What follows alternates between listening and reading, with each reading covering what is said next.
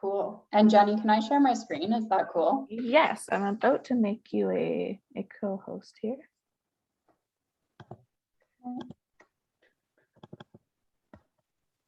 Awesome. Can you guys see that? Yes.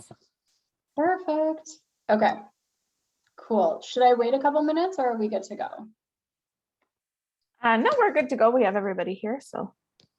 Awesome. Okay, so yeah, as Jenny mentioned, my name is Nicole Haney, and I am an entrepreneurship coach with Western Entrepreneurship.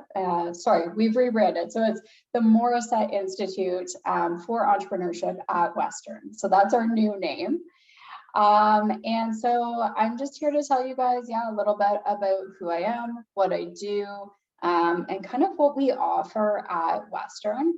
And then at the end, I'll try and save a couple minutes. I tend to be really talkative, but I'll try and save a couple minutes at the end for some Q&A, just in case you guys do have some questions about Western and what we offer, or about my experience, or just kind of like business questions in general that you think I might be able to help with. Okay, so a bit about me. So I am, again, an entrepreneurship coach with the Morrissette Institute at Western. But prior to being in this role, I actually was scaling a food business full-time for about 4.5 years. So I'll give you guys the Coles Notes version on this, but back in 2015, I was just working in like a regular corporate job. Just a regular desk job, but I had turned 30 the year prior, and I started to kind of just feel a bit unfulfilled with my life, and just started to think like, what am I doing with my life? I'm literally just sitting at a desk all day, every day, putting data into spreadsheets. Like, this is not what I want to be doing with my life. And so I started looking around for other things that I could do that would be more fulfilling. And so I was making these like healthier baked goods for myself and for my friends and family. And eventually it extended to some of my colleagues as well. And I started to realize I would really love doing this. I love making food. I love creating it with my own two hands. I love choosing different flavors for things and like figuring out what's going to taste good together. And I really love creating food and sharing it with other people and seeing the joy that it brings to them. And so I decided after a while that I was going to just quit my job cold turkey and jump into creating a health food bakery. So at the time I had zero business education, zero experience in the food industry, literally no idea what I was doing. And I kind of just jumped in and figured it out. So it started out as this tiny little bakery at a farmer's market, like one day a week on Saturdays. And eventually I transitioned into having an energy bar business. And that energy bar company, I was able to scale to a national level, supplying about 300 retailers coast to coast across Canada with a revenue of 6 figures. And so I got it to that point, and then for me, I realized that the food industry just really wasn't my jam anymore. Pun not intended, that totally just came out, but it just wasn't for me. And so I decided to transition out of it. And so now I'm working as an entrepreneurship coach for Morrissette Entrepreneurship. And I also have a side hustle as a business consultant as well. So my job at Western is to take coaching clients. And so I'll dig into that a little bit further in the next few slides. But really, I coach anyone from across the Western community. So it's students, staff, faculty, and alumni. And really like all different stages of businesses, everyone from, someone who's just sort of experiencing like a little bit of, I want to get into entrepreneurship. I'm not really sure if it's right for me. Can we talk about it? All the way through to people who are operating successful businesses and have just hit a bit of a roadblock. And so that's my job now. And so I'm going to tell you guys a little bit more about all of our programs and services. Okay, so we have kind of a wide variety of different programs. available on campus at Western. And sorry, I'm just going to answer one of the chats here. Okay, perfect. So we have a wide variety of different programs and services available on campus and virtually through Western. And so I'm going to dig into each one of these in turn, but just as an overview, we offer coaching. We have a virtual incubator program, which is relatively new. We have our accelerator program, which is pretty widely known and has become even more robust in the last few years. We have a variety of competitions that take place across campus. We do have a co-working space, which obviously has been kind of out of commission for the last year and a half, but we are hoping to get it back up and running in September. And then we have a variety of virtual offerings as well. So we do have a podcast, we have weekly webinars, and we have on-demand learning available too. So I'm going to dig into each of these here. So most of the programs and services, as Jenny mentioned, are only available to the Western community.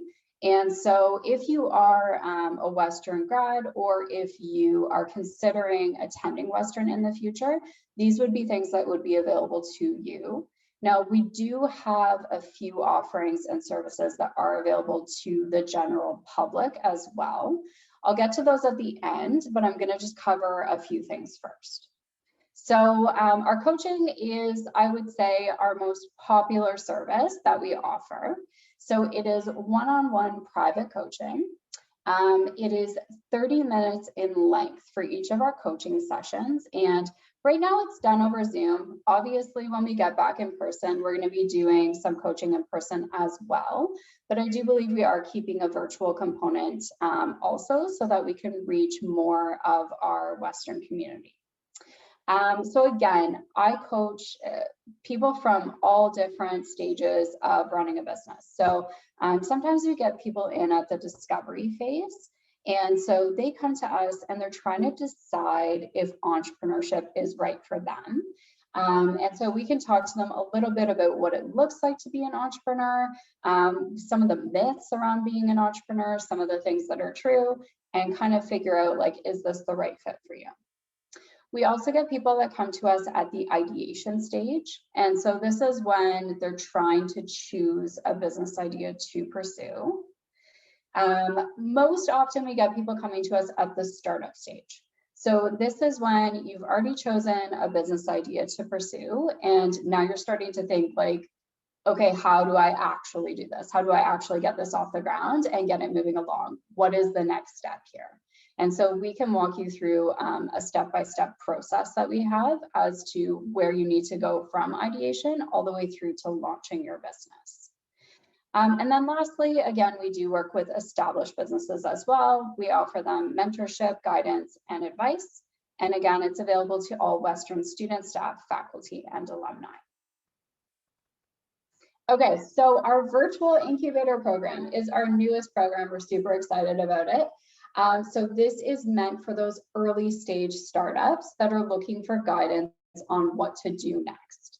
So our virtual incubator is done through a platform called Startup Wind, and we offer educational modules and also mentorship for your startup.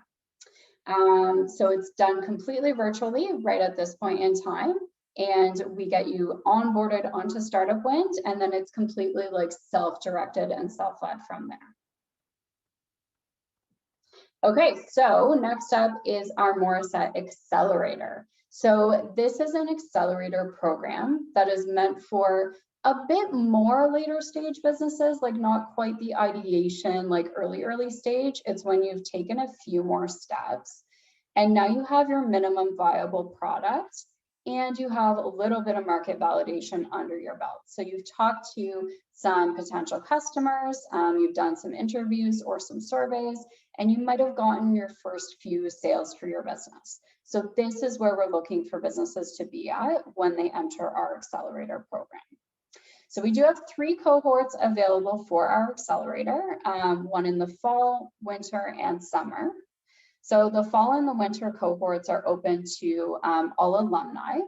And then the summer cohort is open to both students and alumni, but we really have a focus on students in the summer. The reason for this is because students can't really participate in our fall and winter cohorts because there is a full-time time commitment associated with this accelerator. So we do expect that you're working on your business Monday through Friday from I think it's 9 a.m. to 4 p.m. And obviously students that are in classes during that time can't necessarily participate in the fall and winter. So in the summer, that's why we focus more on the students. So for the accelerator program, it is a 16-week program, and we offer educational workshops, a co-working space as well once we're back in person. And then we also offer a bit of mentorship and also funding for your business. So depending on the cohort you're in, fall, winter, or summer, you can get up to $12,000 in funding for your business. Perfect. Okay, yes. And the accelerator program runs from 10 to 4 Monday through Friday, not 9 to 4. Sorry about that. Okay, so we also have a variety of competitions through our programming. So Seed Your Startup is kind of our early stage pitch competition.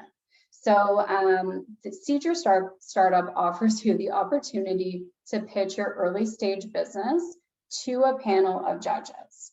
So it really is coming in with an idea for a business that you may have kind of either just started or you're just in that idea stage, and you get in front of a panel of judges and you actually run through a pitch deck and pitch to them.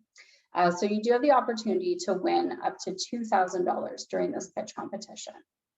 We also have the Ivy Business Plan competition, which is meant for a little bit later than idea stage. So it's once you are ready to kind of write your business plan for your business. And it really is an opportunity to defend that business plan in front of a panel of judges and win up to $15,000 for your business. So again, both of these are available to current Western students.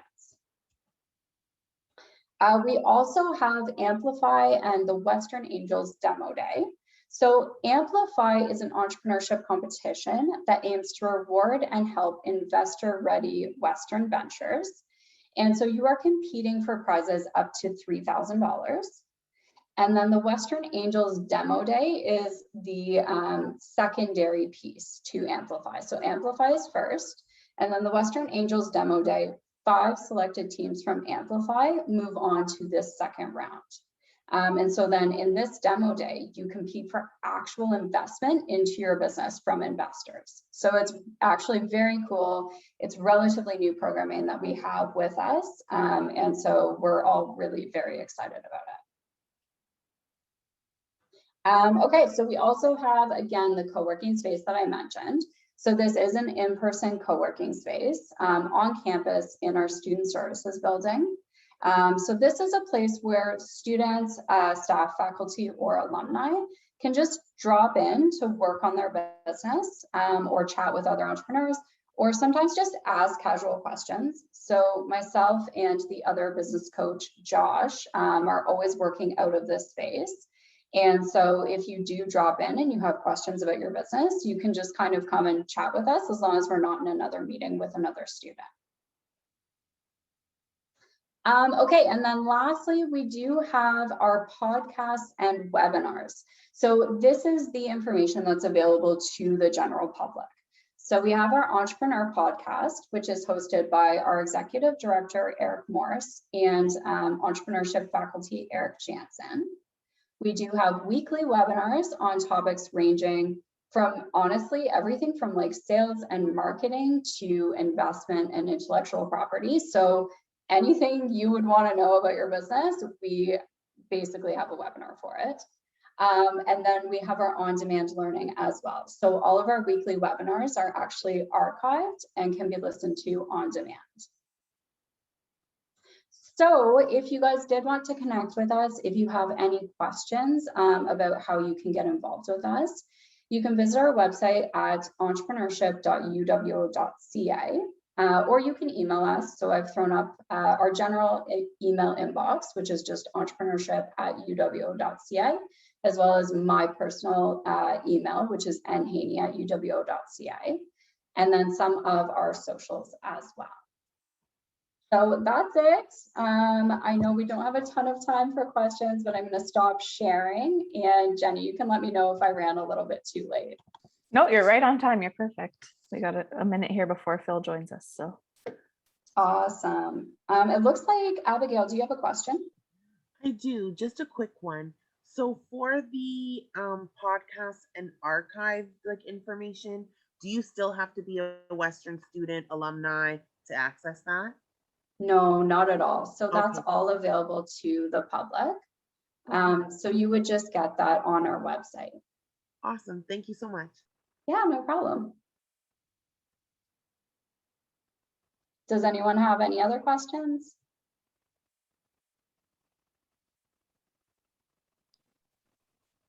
don't be shy. I have a weird question. Maybe it might be a weird question, but like if we were to sign up for like one course, would we be able to like access these resources like during the time that we're a student, or do we have to be like part-time, full-time? Yeah, so not a weird question at all. And honestly, there aren't any weird questions.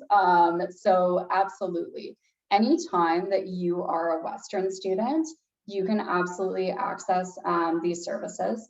Now, some of the competitions are only available to full-time students, but a lot of this stuff is available to part-time students as well. Okay, perfect. Thank you so much. Yeah, no problem.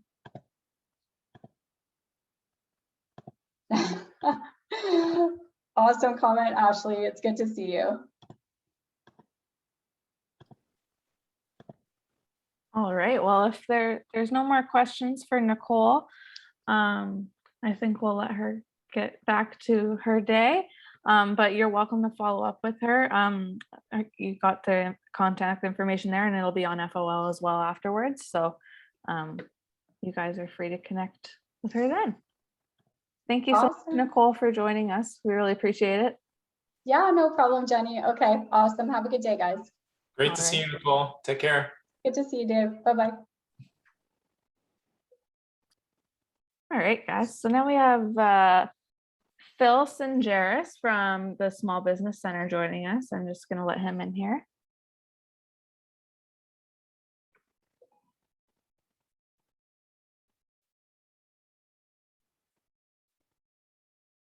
Hi, Phil. Hey, how we doing? We're good. How about you? Doing fantastic. How's everybody today? We're doing well, I think. Everybody's got See some smiles on. thumbs up. Hey, and some animated thumbs up. Real thumbs up and animated thumbs up. Cool. Yeah. So guys, this is Phil. Like I said, he's from the Small Business Center. I'll let him give you a little bit of an introduction about what he does there and the services they provide. Phil, you should have full power to share your screen there if you have a presentation or. Yeah, I've got something I've put together, but Alrighty. happy to let me just pull it up here. I am going to go. Can everybody see that? Yep. Okay, let me just go to. There we go. All right. Well, listen, thank you for having me today, Jenny, and good to meet each of you and see you. You know, I just, what I want to do is introduce you to the London Small Business Center, let you know about what we do and how we might be able to help you. I know you guys have been part of the LinkedIn program for this year, and congratulations to you. I'm excited. I'm attending your demo day next, I think it's Thursday, isn't it, this week? And I'm excited to learn more about your businesses, and I wish you all the best. But what I wanted to do is just introduce you to the London Small Business Center. So for those of you that aren't aware and make you aware of what we do and the services we provide, I mean, Leap Junction is a fantastic organization based out of Fanshawe College that supports entrepreneurs and the entrepreneurial spirit. And they will continue to do so for you as you move on in your careers as Fanshawe students and even Fanshawe alumni and beyond that. But the London Small Business Center, what we do is support we support businesses in London and surrounding area at very different stages, whether they're just at the ideation stage, early stage, or they're recently launched, or they've been operating for 5, 10 plus years. We will support businesses in that sector with the number of resources that we do, with a number of different programs and the services that we provide. So what I want to do is just give you an introduction and an overview of what we do. And, beyond today, maybe it's if you guys continue on in your businesses and you're continuing to operate your businesses, into throughout the school year, into next year or whatever, we're happy to be a resource for you and provide guidance. And there might be a program or two that you might be eligible for to apply for that might have some funding attached, some training, some different things that might help you grow your businesses and scale them up and strategize to your next steps. So I don't even know if I introduced myself, but I am Phil Singeris. I'm a business advisor here. I've been a business advisor at the Small Business Center for almost close to 9 years now. I love working with entrepreneurs. We work with people, as I said, at all stages and provide guidance, resource, and support to them. And we also run a number of different programs here at the Small Business Center. So the London Small Business Center, we were established in 1986. And that's our mission there, to stimulate, promote, support entrepreneurial spirit, startup, and early growth of small business, and actively contribute to economic development of London. That's our website address there. We're funded by the province of Ontario, the City of London, to support small business in our community. There are small business centers all across Ontario. Last count, I believe it was 54 small business centers across Ontario. There's an excellent small business center network across this province. And, if you are, obviously you're in London today, or I would assume most of you are in London, maybe you're operating from home because of this whole virtual world we're in right now. But if your business is, operating in London, we're here to help you. I'm here to happy provide assistance and those kind of things. To be eligible for some of our programs, though, the business must be owned by a resident of London, or the business must be operating in London. So if your hometown is Guelph, Ontario, and once you're done school or whatever, you think you're going to go back to Guelph and you're going to operate your business from Guelph, certainly I'm happy to help you and point you in the right direction. But certainly there's a small business center in Guelph that would be well positioned to provide guidance and assistance to you at that point too. So, when you do get to that stage, if you do get to that stage and you're outside of London, in every municipality, there is a small business center that is attached to them. And I'm happy to provide any information to people there. I'm sure you can find it through Google. Connecting with us, like every, I'm sure all of you, all good businesses, organizations want to stay connected and to their clients and prospective clients. I mean, through LinkedIn, Twitter, Facebook, Instagram, you can follow us on any one of those. That's our general info at sbcenter.ca. If you do have any emails or any inquiries, you can certainly address them there. And I've got my email coming up as well, I think near the end. What I want to do, this is sort of what we do, a lot of things. And, this, again, I know we've only got 15 minutes. So I'm just going to introduce a little bit of these things. And again, telling you a little bit about the Small Business Center services, events, and programs that we run. Talk a little bit about exploring and researching your businesses and how we help people. I know a lot of you have probably done that. These are some of the things that we do. We help people start and validate small businesses, having the right support team around. And the last one is what we do a lot of is we do business planning workshops, and we help people who are looking to write, to create, to establish a business plan, whether it's because a bank told them they need to have one to apply for a loan, or whether it's for their own purposes. But business planning is certainly a key element of what we deliver here. And not only writing and creating that business plan, but implementing it properly and leading you down the road to success. So some of the services we provide, we have an information resource area. We are not currently open to the public. We are doing some appointments or some consultations in person by appointment only. For the last 16 months, we've been delivering everything virtual and all that kind of stuff. So certainly we're offering a lot of this stuff virtually. Our website's got a huge amount of resources and information on there. A lot of the stuff that we would keep on hand in paper copies in our offices are now available online, and you can certainly access that. Business advisory services by appointment only. This is where you can access a business advisor such as myself, and I'm sure you're familiar with the whole team at Leap. Just like, we're business coaches, business advisors here to help clients. That is by appointment only. What we offer is one-on-one consultations. There's no charge for them. It's basically, it's an opportunity for you to explain your business, your idea, your problem or your issue, your thing of concern, your questions, and to an advisor in a one-on-one capacity.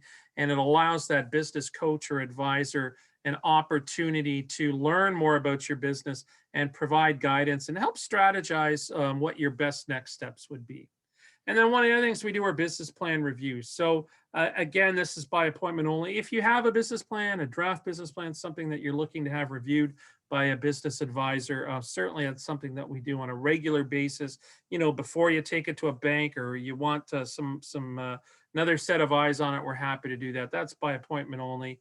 And one of the services that we offer. We do offer a number of what we call our ABS series, Advanced Business Seminar Series. All of these have been delivered virtually for the last 16 months. This is obviously a picture of people in a classroom where we would be delivering webinars on real specific topics, business related topics.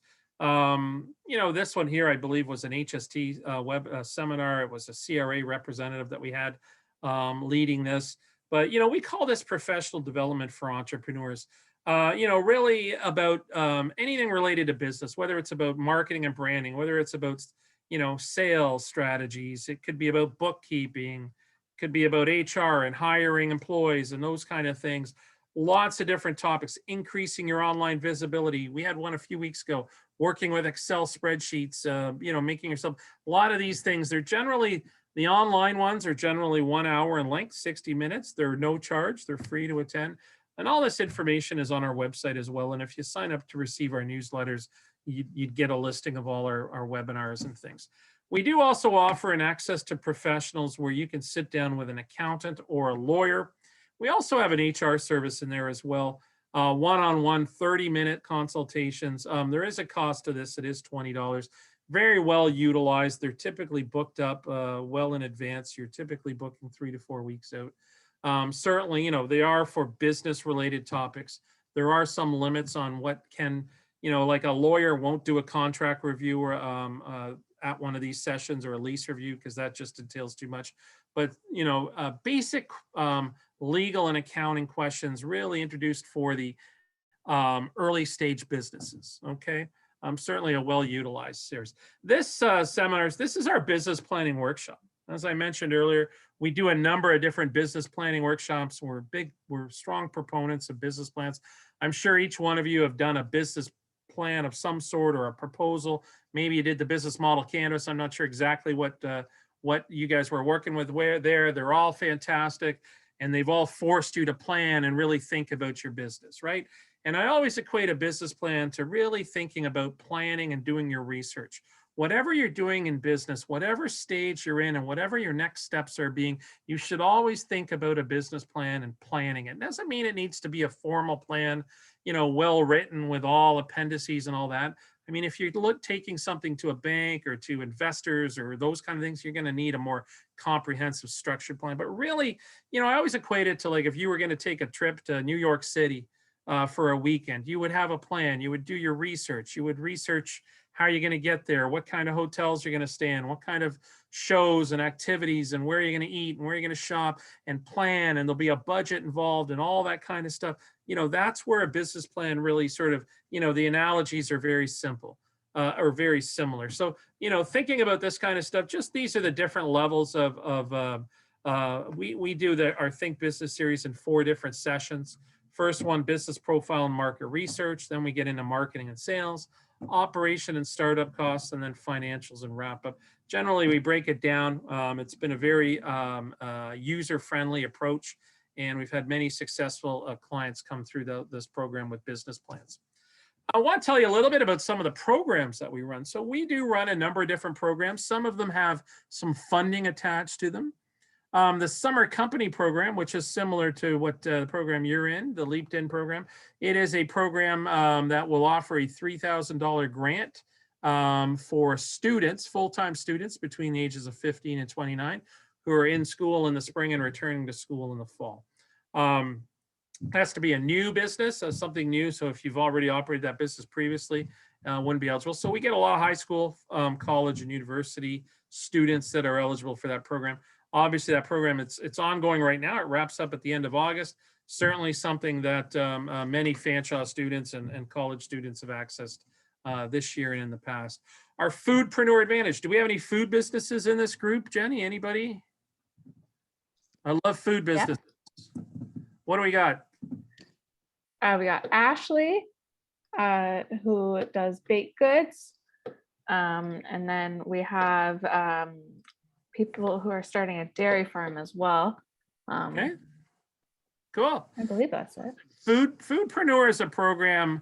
We ran it under a different name for the previous 4 years, and it was just London, but this is a new program that was launched in March.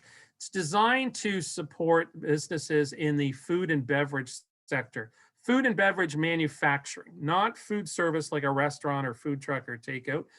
There are some other supports for that, but this Foodpreneur is specifically for that, and it's a regional-based program covering Oxford County all the way to Southwestern Ontario, all the way down to Windsor, Essex. It is a fantastic program that's got some training. It's got some significant training on labeling, packaging, HR requirements, marketing and brand. Like there's all sorts of different nutritional tables, best before dates, durability, all that kind of stuff. So if you are in that industry and it is something you're looking to scale up and grow, whether it's this year or next year down the road, this program's, we've got a 4-year contract to run this program as well. The Main Street Retail Program is another program that supports clients who are looking to launch or grow an existing retail bricks and mortar type business. So where you actually have a physical storefront on a main street. It's an excellent program. We launched it last year to support individuals in that business. And last year, and believe me, it was a tough year with COVID launching that program, but the interest is certainly significant and high enough. So, I always like this quote, am I an entrepreneur? Well, you're all entrepreneurs if you've been doing this. And this definition of an entrepreneur is someone who jumps off a cliff and builds a plane on the way down. Well, that's, very often it's very true. People who are entrepreneurs aren't always the best planners and don't always think ahead. They're doing it out of passion and love, and they think there's an opportunity there, and more power to them. And very many times they are successful. They'll land on their feet. They won't crash and burn. There'll be some bumps along the way and some other things, but I think I've always enjoyed that sort of definition of an entrepreneur. Again, talking a little bit about a business plan. Our philosophy at the Small Business Center, is businesses that plan to succeed. Okay, is a business plan necessary? Absolutely. As I mentioned earlier, roadmap to your business success, feasibility study, and a selling tool.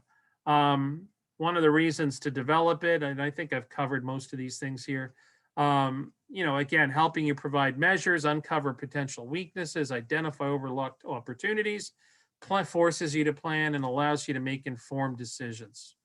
So I know my time is almost up. That is my personal email here at the Small Business Center, and my phone number. Feel free that you can contact me if you do have any questions. I'm happy to answer any questions now. This is our office building. Our office is located at 379 Dundas, Unit 220 downtown. We're in the London Tower building at just Dundas and Colburn. And that's pretty well it. I sort of look at, again, dreams, goals, plans, action, reality. It's sort of another statement we share here at the Small Business Center. So I will stop sharing my screen, and I will be happy to answer any questions. I look forward to meeting with you and hearing all about your businesses at the demo day on Thursday. And any questions? Yeah, we have a few minutes, so if you guys have questions, please ask.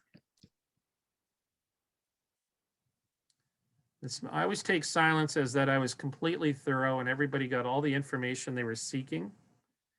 Or the alternative is they're all asleep, but I'm going to go with the first part. I see David's joined us too. How you doing, David? I'm great, Phil. It's great. It's good to see you. Good to see you too. I see you're back in the actual office. Yes, we are. We're returning slowly to the office. So how's that feel? Feels good. Feels very good, actually. Excellent. I can't wait to be there soon, I hope. At my office, not, well, and yours too. It'd be great to come visit. Yes, it would. Well, hopefully we're trending in the right direction and we continue to do so. So, Definitely. all right, Josh Redgrift, you look official there. You look like you're in a studio. Tell me what your business is.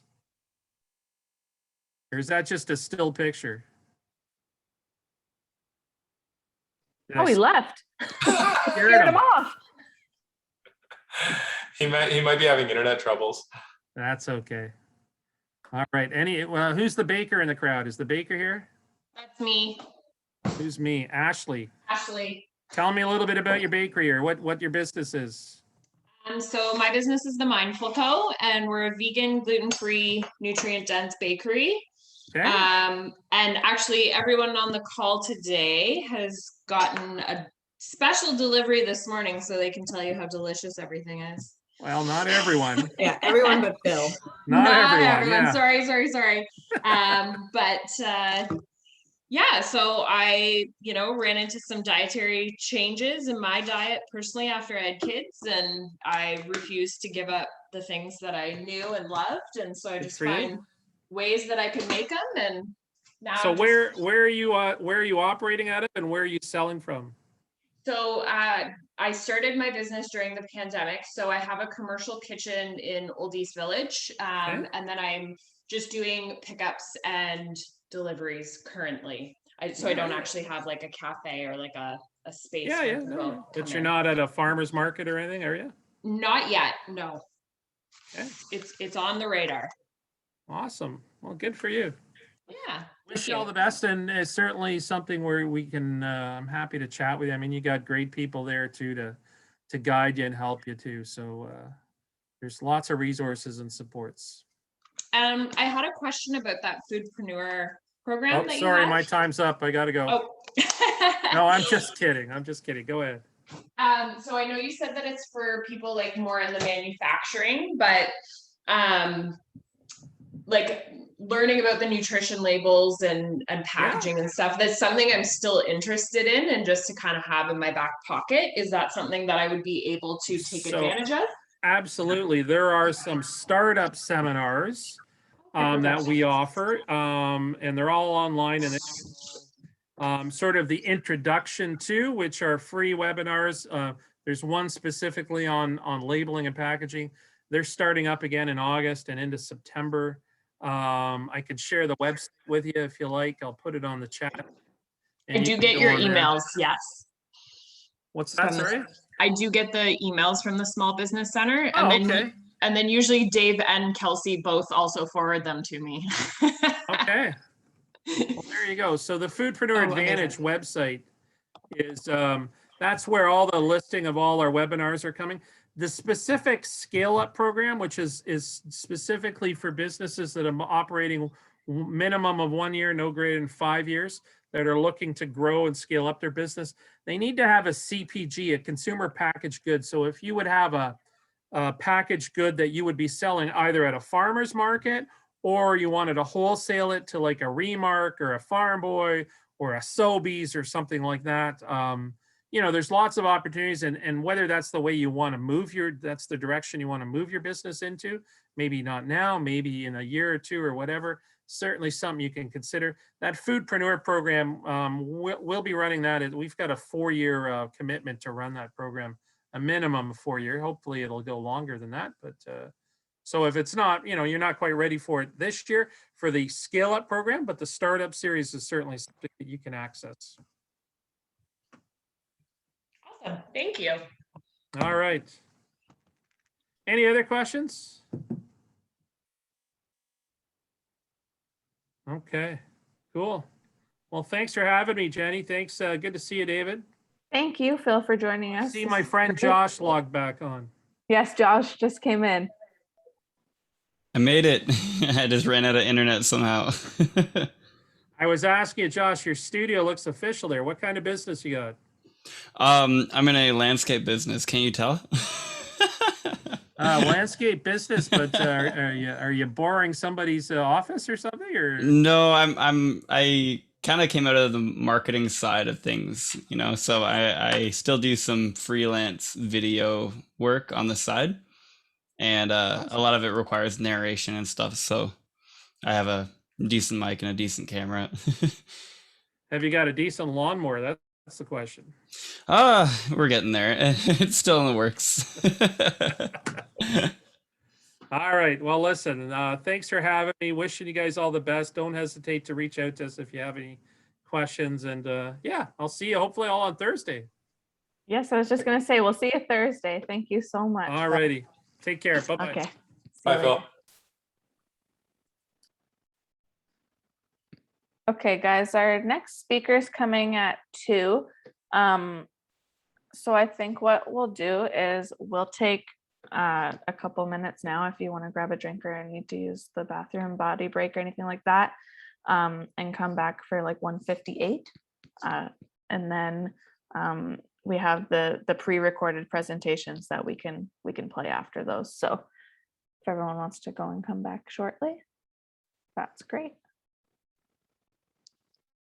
And I am a program coordinator over at Corporate Training Solutions. We are now located at the CCTV building whenever we get to go face to face again on Bradley out at Veterans. And so we work in, I work in a department called Strategic Business Initiatives. And so we're pretty much anything outward facing at the college. So there's Fanshawe Global, CCPV, product testing. We've got an affiliate called Hot Zone that works with us as well that does a lot of training, safety training. And of course, we do all of the corporate training for the college, which can be anywhere from skills training, which I'm going to tell you a little bit about today, to first aid training. We have the contract for the college to do Red Cross training, which might be something that might be of benefit to your businesses and to your future staff, that if you've got a business that requires some first aid training, you can do that right here on campus and connected through the junction. We can do that. And we also work with small and medium enterprise businesses. So we are out there doing presentations, workshops. We've done some webinar in the pandemic, in our lockdown. We have also pivoted to some online learning. So we've created some courses that you can use in small business. You can use it individually. You could use it with a team so that you can do that asynchronously. We use a platform that's very similar to FOL and the rest of the college. So that's kind of Corporate Training Solutions. I do have the classic Fanshawe slide deck that I can share with you. Maybe we'll start there, and that might, get you some good questions going on. And yeah, give me some hard ones. It's, midday, I'm ready for it. Okay, so I am excited to share with you a little bit about Corporate Training Solutions. I don't know how to do this without doing the slideshow. I'll have to figure out an avatar or something like that. So this is to show you the difference in our presentation here is that these are the different areas of the college as well. They align to the different sectors that we would work with. So our vision is making clients better. So whether that's a full business or an individual, small, medium enterprise, an entrepreneurship, and we're now moving into some government funded programs as well, which includes job seekers. So it's really about making clients better.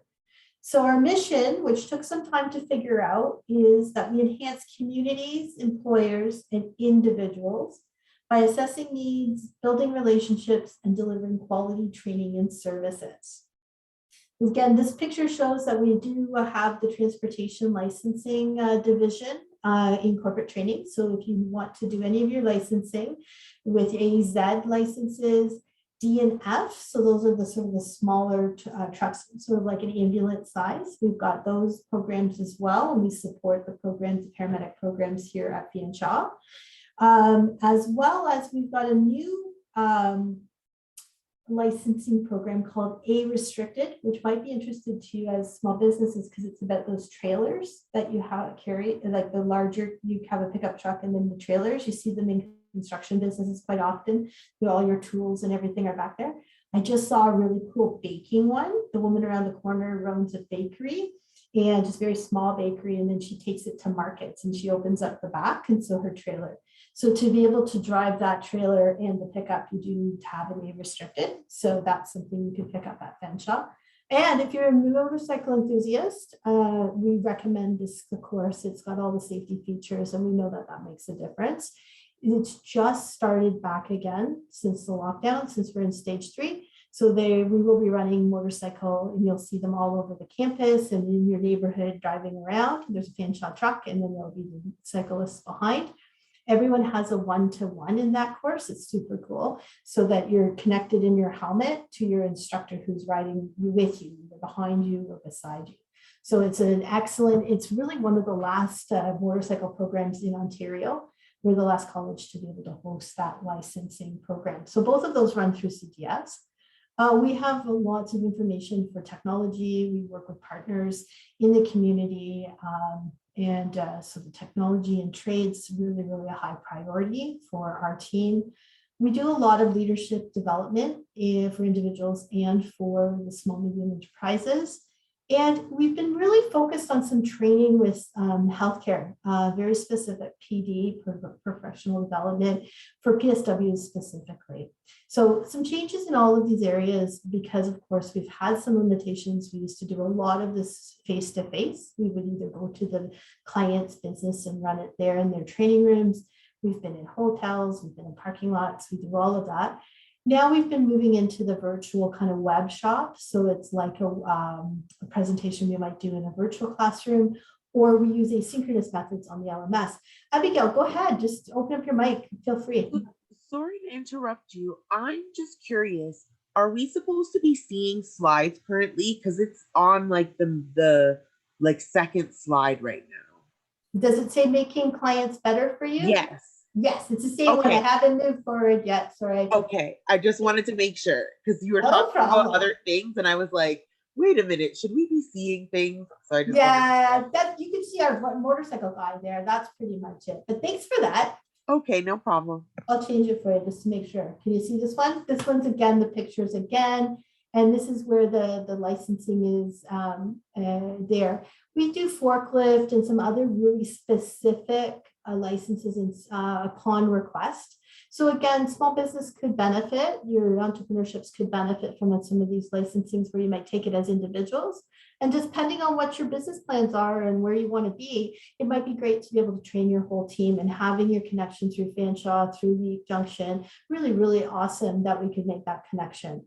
And we do customize all of these programs to really come together for our community businesses of all sizes. And we can also offer some individuals, especially now with an online format. Okay. So we also have some services. We do offer LMS services. So if there's a need inside your business that you would like to have a learning component, either for your teams or for your clients, we can definitely set that up. So it works just like FOL does at Fanshawe, except it's customized for you. So you can use your brand colors, your brand logos, and we would do that for you. We have a full team of curriculum developers and e-learning technologists that support that as a solution.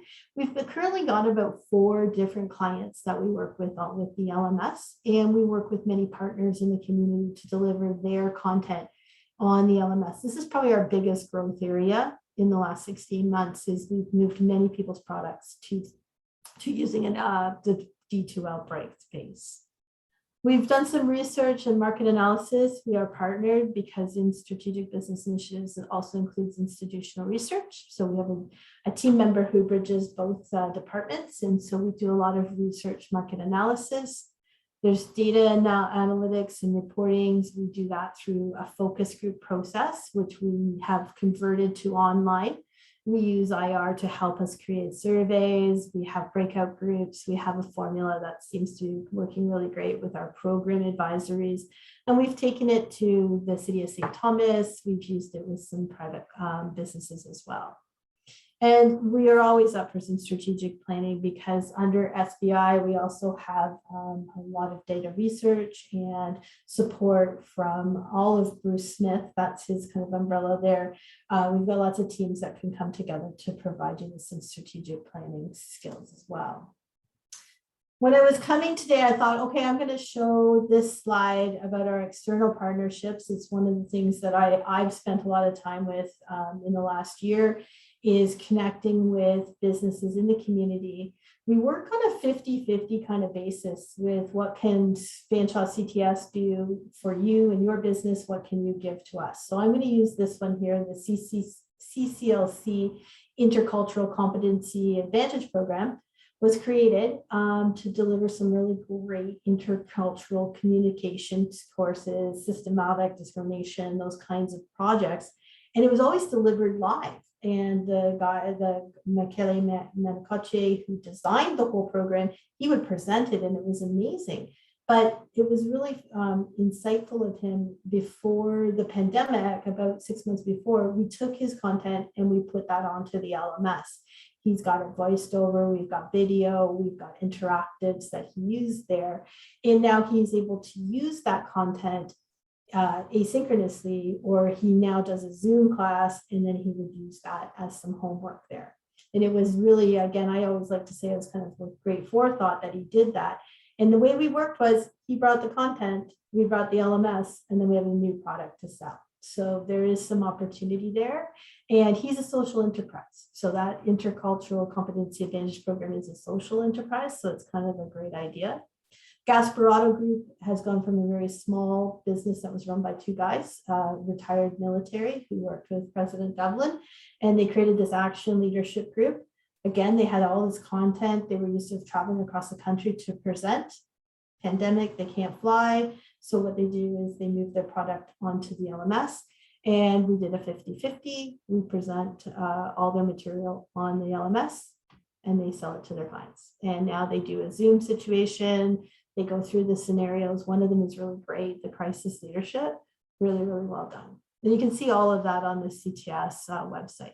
So again, in-house at Fanshawe, we do have that ability, and we're very business focused rather than academic focused, but using some academic tools and methodologies there.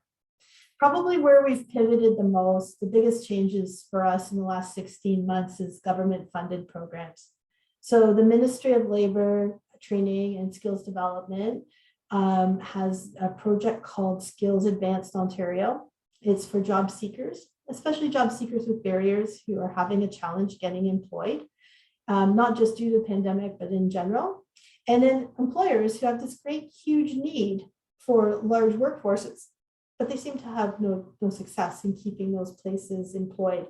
So we were fortunate in March of this year to receive two large government funded programs. One is called Skills to Build, and we are focused on 60 participants going through a 6-week training program and a 6-week work placement as a in general construction, general laborer.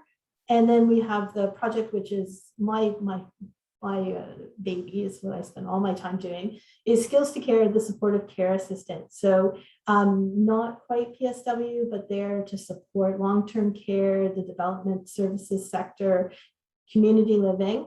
And again, taking vulnerable populations and putting them through a very supportive, it's got a lot of self-care, mental health, as well as technical skills to be able to support the elderly, developmental services, act as respite. Sometimes it's for housekeeping and for groceries and for home care.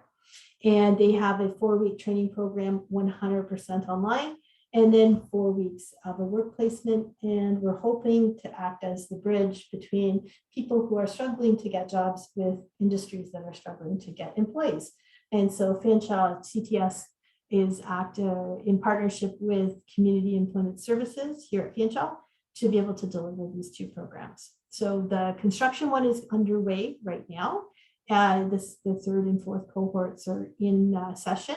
And Skills to Care starts September, October, January, February intakes. Okay, free services for anyone who'd be interested in entering those 2 areas. So those are our services where we sort of sit right now. All right, and going to stop sharing. And I'm open for some questions for corporate training or how we can connect with your entrepreneurships.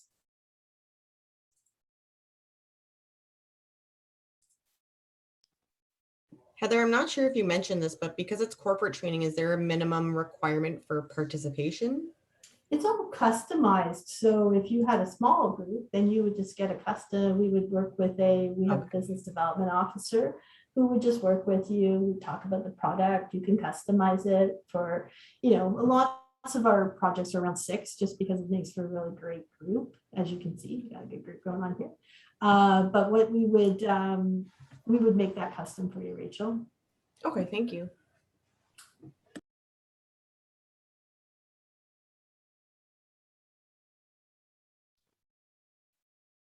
Does anyone else have any questions regarding any of the training they can provide or anything like that? I guess I just leave it with you then, Jennifer, is that there's a couple things. Just remember that we are here at Fanshawe and we offer some really good licensing, some really great just certificates, those kinds of things. So before you walk outside the building, maybe or outside the college, maybe take a look at what the CTS website, because we do offer quite a few of those things. I will also say that as innovative as I'm sure all of these projects and everything that you've been doing this summer are, there's lots of innovation going because we tend to have to reinvent ourselves all the time at CTS.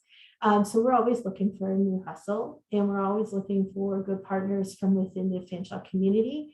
We are also always looking for people to develop excellent curriculum or content for projects. If you have a specialty, I just came from an entrepreneur class or entrepreneurship class at the culinary school. I have that as a side hustle.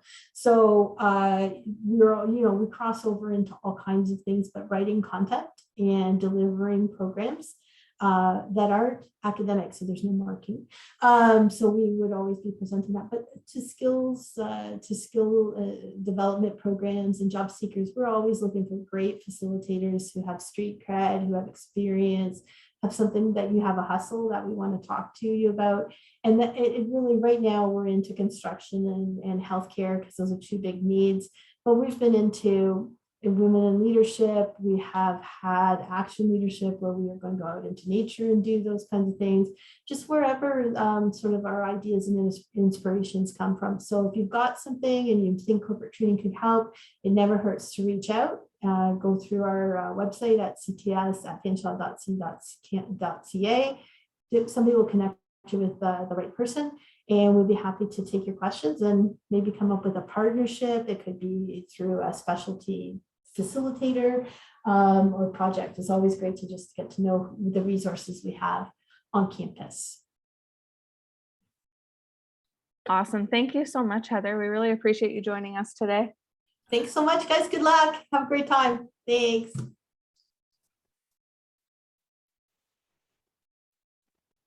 Alrighty. Yeah, so CTS has some great stuff. When I was working at Innovation Works there, they often rented the main room for a lot of their in-person sessions. So lovely folks that come in, and they have some awesome talented presenters that they bring in too. So definitely check those out. I am now going to share my screen again.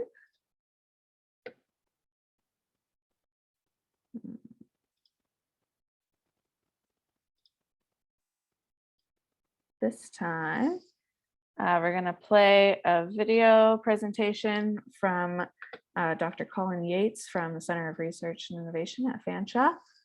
Can you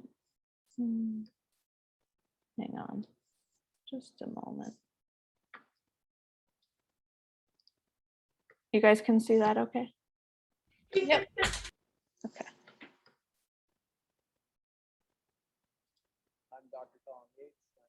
Can you hear it? Barely. Uno momento.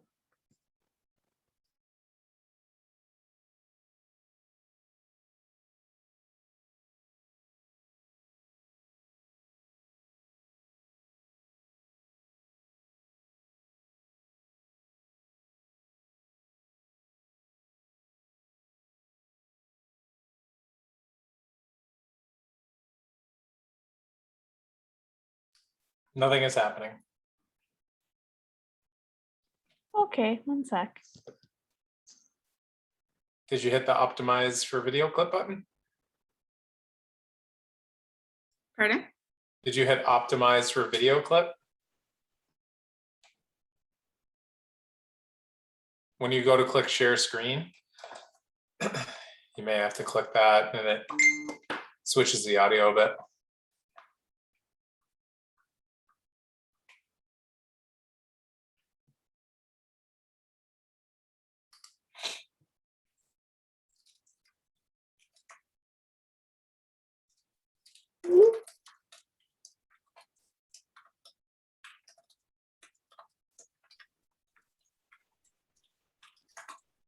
Hello, everyone. I'm Dr. Colin Yates. I'm the Chair for Research and Innovation at Fanshawe College. I apologize that I couldn't be there in person, or at least virtually in person, but I'm pleased to talk about the Center for Research and Innovation with you today, and a little bit about my own entrepreneurship experience, which I will just give you a little bit of background about myself right now. Before I came to Fanshawe College, I ran startup companies similar to what you may be doing, very much in the tech sphere, where I helped to develop intellectual property that was then spun off into a company which developed water sensors for connected buildings technology and helped to automate buildings, similar to a Nest thermostat, but think of that as for managing your water in your home. So further ado, we will talk a little bit about the Center for Research and Innovation, and I'm always happy to take questions, and you feel free to email me afterwards if you want to learn more about my experience in the startup world, how to raise money, how to deal with venture capital, how to find grant funding. I'm happy to help young entrepreneurs at any time. The Center for Research and Innovation at Fanshawe College is a department at the college that provides a service to small, medium-sized enterprises, including startups, to help them advance their business and their business goals through research and development activities. For some reason, I can't advance my screen. What's going on? There we go. I'm obviously not just hitting it hard enough. What the heck? I was hitting that. Is it working now? Yep, it is now. It must have just been stuck or something. Okay. Do you want to go back and do the thing again? Yeah, I can do that again. That way I won't have, it'll just be a clean video edit. Okay. The Center for Research and Innovation at Fanshawe College is a department within Fanshawe College that helps small and medium-sized enterprises, including startups, advance their businesses through research and development activities. We are basically here to provide a service through our own technical expertise, through our partnerships, through grant funding, in order for you to reach your full potential. We have a number of scientists and amazing facilities here that positions Fanshawe College as a place to do great R&D work, particularly in the agri-food industries, and we're also expanding into connected buildings and sustainable building technologies. And these are a number of partners. As you're all aware, you cannot undertake R&D activities, you cannot bring products to market without having a great network of support. And we have support from the federal government through funding through NSERC and Tsunami, as well as a number of private and public service providers that are here to also support you to make sure that you can get further grant funding, that you can get other services that will help you make sure that your company is successful going forward while working with us. So how does CRI support advanced research and development? So our services include proof of concept and product validation. We help you with proposal developments, to grants, and the financial management and the grant administration of those funds if we're successful in receiving them. We also have funds already in-house that we can apply to your projects right away, assuming that the project is eligible for those funds. And we're able to connect various industry partners to you. So if you need help with shred credits, if you need consulting help and apply to different grant funding that we're not able to get, if you need legal help, we're happy to introduce you to all those different partners that you may need access to. We also have a number of lab services, especially in the food innovation space, and we have a lot of access to great researchers in our laboratories. So we're performing some amazing work in the agri-food space, particularly in food processing. We help emerging agri-food businesses launch new and also help them improve existing products. One of the only institutions in Canada that has a cannabis research license, and we use this license specifically in the agri-food space, particularly the food innovation space, so that companies that are exploring cannabis in edibles, we can help them out with that. But we do work in more traditional and based in purification projects, as well as just generally helping them with methodology that it can be included into other products. However, we also do a lot of nutritional testing. We do shelf life testing, and we help companies that want to include other novel food products incorporated into their existing products that are not cannabis related. And we've worked with a number of great companies around the London area, including Booch Organic Kombucha, the Fritter Shop, and many others that we're happy to share information on how to work with us. So the thing that everybody wants to learn about with the Center for Innovation is, how do we get access to funding? Well, we work with two organizations, NSERC, which is the Natural Science and Engineering Research Council of Canada, and Tsunami, in order to provide funding for a lot of projects. And both of these funds we currently have in-house, so there's no actual application process. We just review the eligibility of your company and your project and assign which funding is most appropriate for your project. With the NSERC funding that we have, this is for agri-food, food processing, food testing, as well as bio-waste type projects, where Tsunami is more general. This is areas where we're helping manufacturing based companies advance their products, do proof of concept, also do testing, but also it can be used for logistics and process optimization. And these projects, the great part about it is that we cover up to 75% of the cost. So that means that the company only has to contribute a minimum of 25% of the cash required for this project, and it makes up the rest of the cost in kind. And we can do projects that are up to $100,000.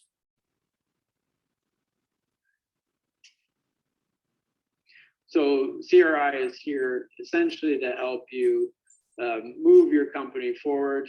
We're helping you to be introduced to other resources that you may need outside of Fanshawe if we can't help you. And we want to be part of your commercialization journey. Thank you very much for taking the time to listen, and please do feel free to reach out through our social media contacts, where you'll see a lot of great examples of the work that we're doing.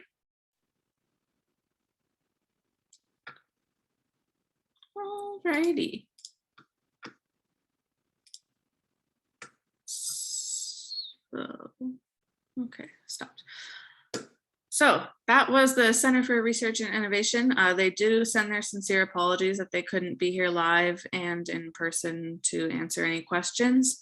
But they said that they're welcome, or they welcome you to reach out if you did have any specific questions about the type of services they could offer. So now I am going to play one more for you from the LEDC, which is the London Economic Development Corporation. Might be, and I'll give you an example.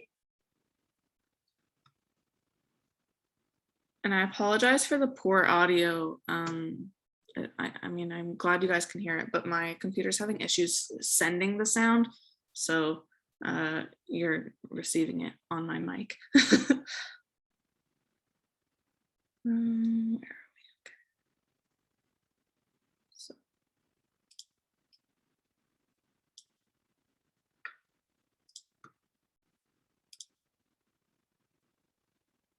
It is a link, Dave, yes. Oh, you can play it? I would love that.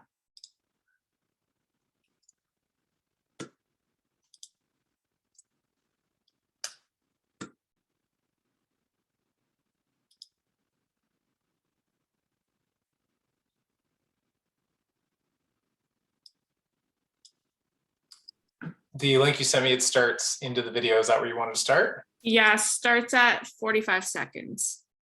Okay.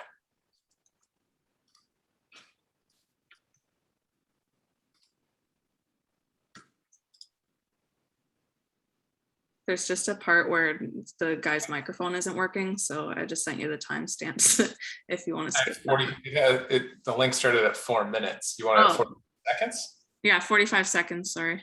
Okay, that's all right. So thanks so much, Kelsey, for the introduction. Everyone, I'm Brittany Maia. I'm Manager of Business Development at the London Economic Development Corporation. We're mostly known as LEDC, as Kelsey mentioned earlier. My portfolio with LEDC is with the digital, creative, and technology sector. However, our organization actually works in 5 sectors. We work in health, we work in professional services, digital creative, which I mentioned, food and beverage processing, and advanced manufacturing. So we're contracted by the City of London, and we are a separate organization from them. But what we are tasked to do is we work with foreign direct investment companies, so companies coming into the city looking for a business concierge and some resources, or that no-cost resource for them. But the bulk of what we do is we work with companies like yours. And what we do to really sum it up for you is we solve problems and we connect dots. So what we want to try to do is we want to better understand what are your opportunities, which also sometimes are challenges. And then what we do is we point you in the right direction, and resources are connected to the appropriate people that you might be wanting to talk to as you grow your business. So John, do you want to kind of introduce yourself a little bit of what you do at the LEDC?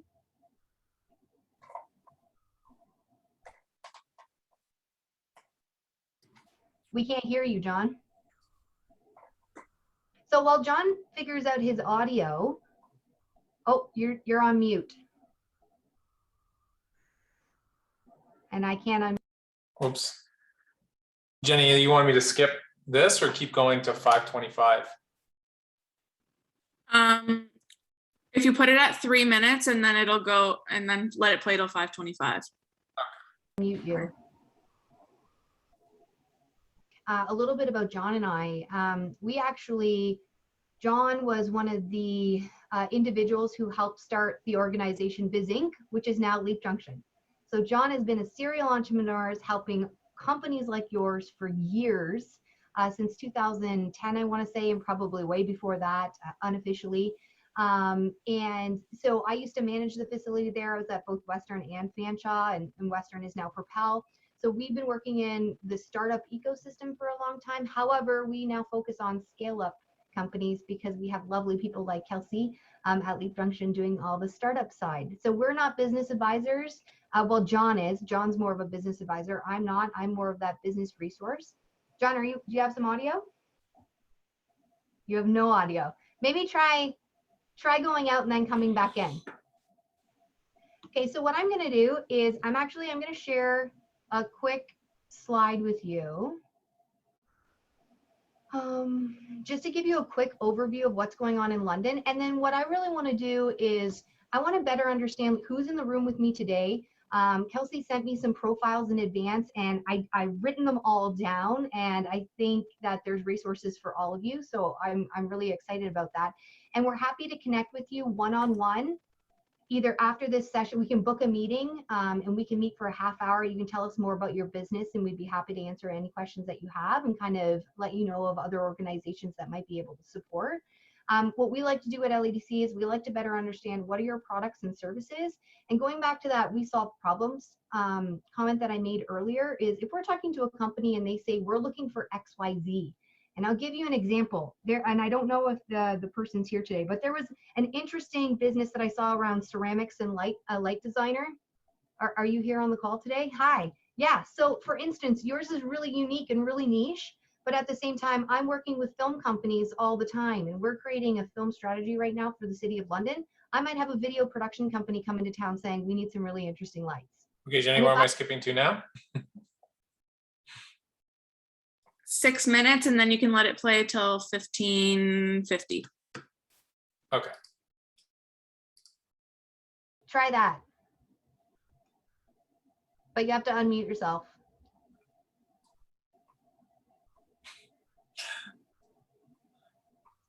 Serious technical.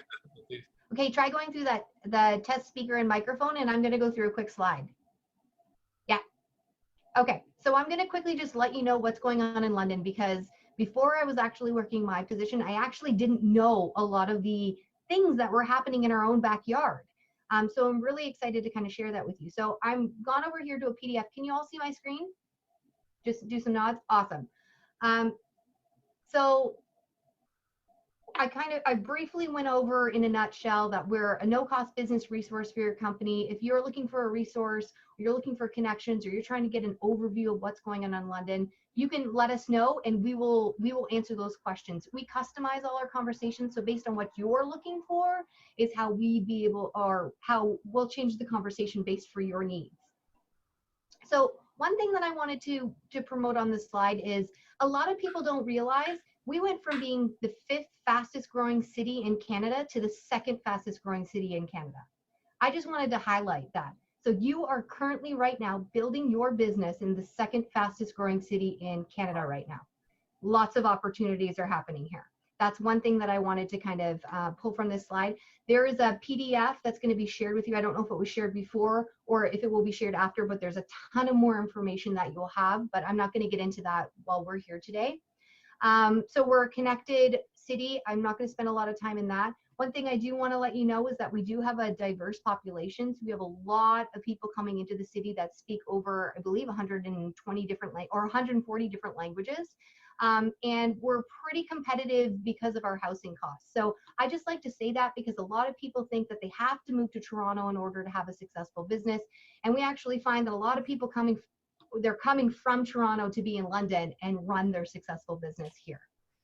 So I just wanted to highlight that. We have a lot of investments going into the city in different sectors. So I saw that there was some food companies as well as some tech companies, some influencers here. One of the things you've probably heard of is Kellogg's. I don't know if you know this, but there's a lot of tech companies that are going in there. At the Grove at Western Fair, which is just a block down the street from this, we actually have a whole bunch of food companies and some incubators going on in there. So I saw that there was a hot sauce company. So that might be something of interest to you as you grow and scale your business. Made in Canada. I like this slide, and I'm just going to highlight it very quickly because a lot of people don't realize that the things and products that you eat on a daily basis or see on a daily basis is probably a product that's actually come from a local company. So as most cities, most companies are business to business companies, not business to consumer. Now I saw that we actually have a split. We have business to business companies in your cohort as well as business to consumers. So an example with that, a lot of people don't realize that every chicken nugget you'll have in Canada was actually made in London. Anything from advanced manufacturing, we have Dr. Oetker pizzas, we have technology, spices. I think it's 3 out of 4 ATMs in North America you will ever use is being designed and manufactured here in London, Ontario. A lot of people don't know that as well. So I just wanted to highlight that we do have an online magazine that if you wanted to just get inspired to see what other clusters are here that might be complementary to your company, we have an online magazine that you can take a look at and just see what's in our backyard. London is a test market. Is everyone familiar with that? Do we have some hands of some people that knew that we were a test market? Okay, so we had a few. Okay, so I won't spend too much time on that, but we do have big brands coming here and they're testing their products all the time. Big brands, little brands, you name it. So it's a good place to test some of those consumer brand products that you might have in your company. So on the manufacturing side, I wanted to highlight this. I'm not going to spend too much time in each sector because we are limited on time and I really want to hear from you. But in the manufacturing sector, we have 500 plus companies that employ over 34,000 people. And that's growing all the time. So we have everything from advanced manufacturing and high-tech manufacturing facilities, and we have a lot of companies that are supporting the ecosystem and the chain here in London and Ontario. We actually also host, for those who might be manufacturing, so for instance, like the hot sauce, if you think you're going to go into food and beverage processing and you want to manufacture something, there's actually a manufacturing matters conference that happens in the fall. This year, it's most likely going to be digital because of the times that we're in. However, there's lots of networking opportunities for you in the future. So food and beverage processing. London is a hub for food and beverage processing. This is probably the fastest growing industry in London, other than technology. So very, very interesting things are happening here. We have 90 plus companies that employ over 7,000 people. So our health sector, we have traditionally London was health and professional services. So obviously we have a lot of health research and development happening here because we do have the 3 hospitals that are training hospitals, as well as we have the university research development, as well as Fanshawe College and what they're doing for research and development as well. Professional services, we have 500 plus companies with 56,000 plus employed in the sector. So really interesting things. I saw that there was some tax companies and some professional services software. Think about ways that your company might be able to solve some of these big problems as well, that maybe one of these larger companies might also. We also see a lot of we see a lot of larger companies partnering with small to medium sized companies quite often. So that's an area that you can get connected into as well. Canada is, so we have some of the fastest growing technology companies in the city. A lot of people don't realize that. 2018, we actually had 10% of the fastest growing tech companies in Canada. Considering that our sector is only about 350 people, or sorry, companies that employ and have space, and Kitchener-Waterloo has 1,000, they also came in at 10%. So pretty interesting on what we have in regards to the research. Like, we don't have necessarily a hub, but we have a whole bunch of awesome organizations like Leap Junction, you know, TechAlliance, Small Business Center, Roundhouse Accelerator, like a whole bunch of organizations that can support you in different ways. And we kind of have this no wrong door policy. So you can use all of our organizations. That's okay. There's no reason why you have to pick one or the other. We're here to help support you. And these are just some great examples of some companies that are doing awesome things. One of the companies that I will highlight here is Race Roster. So Race Roster has a software. I saw that there was someone who was doing a running class company, which was pretty cool. So like Race Roster might be a cool company for you to collaborate with or connect with based on what you're trying to do. So digital, creative, and technology. So we have some interesting companies. And on the tech side, most of our companies are B2B. So you may not have used their product before or don't realize that you're using their product, but it's definitely growing and expanding. We have everything from software, digital media to traditional ICT. And we have cool companies like, I don't know if, and it's hard for me to kind of gouge here online, but has anybody heard of a company like IO Industries? No? You have, Kelsey? Yeah, so why I highlight them is they're kind of a hidden gem. They're manufacturing, but they're also design. They do high quality cameras that they design and manufacture here in London. And they do things with like motion capture. So they make like $1 million motion capture centers with Microsoft. They've used, NASA uses their cameras. It's one of their preferred cameras that they use when they're doing research and development on their rockets. We have companies like Media Sonar doing cybersecurity, and I'm sure you've seen a lot of the other logos here online. We have a whole bunch of creative groups. I'm not going to get into those. Your organization, and I'm sure you're already working with Kelsey quite often on what are some of those incentive programs and tax credits that you can take advantage of. We are also connected to all of the funding bodies through Ontario and Canada, and we can help you kind of navigate some of those programs. We are not necessarily the experts who will help you write your application, but we'll connect you to the appropriate people. So depending on what you're trying to do or who you're trying to connect with as you scale your companies, we can also get you connected there. And we also have some resources for you. So for those who might need some extra support, if you're going to hire a new person on your staff, we also have some resources for you that might be helpful as you start to look for new recruits. So I know I went through this really, really fast. That usually I do this presentation in an hour. Not this exact presentation, but to kind of go over everything. But I really wanted to hear from you today. So I'm going to stop sharing. And I'm going to go. Do you want me to stop here, Jenny? Yeah, that's perfect. I was just about to interrupt you. So obviously that presentation was kind of geared towards last year's cohort, but I hope that there was still some relevant information in there. And then I'm gonna provide you with the contact information of our contact at LEDC for you guys to follow up with if you have any questions regarding their services or how they can help you too. So we have about 15 minutes until our next speaker comes. I wonder, do you need another break? I feel like we've kind of taken a couple minutes, but if you want a 5-minute break, and then I have a bit of a discussion topic to come back to if you want to do that. Yeah, okay. Sure.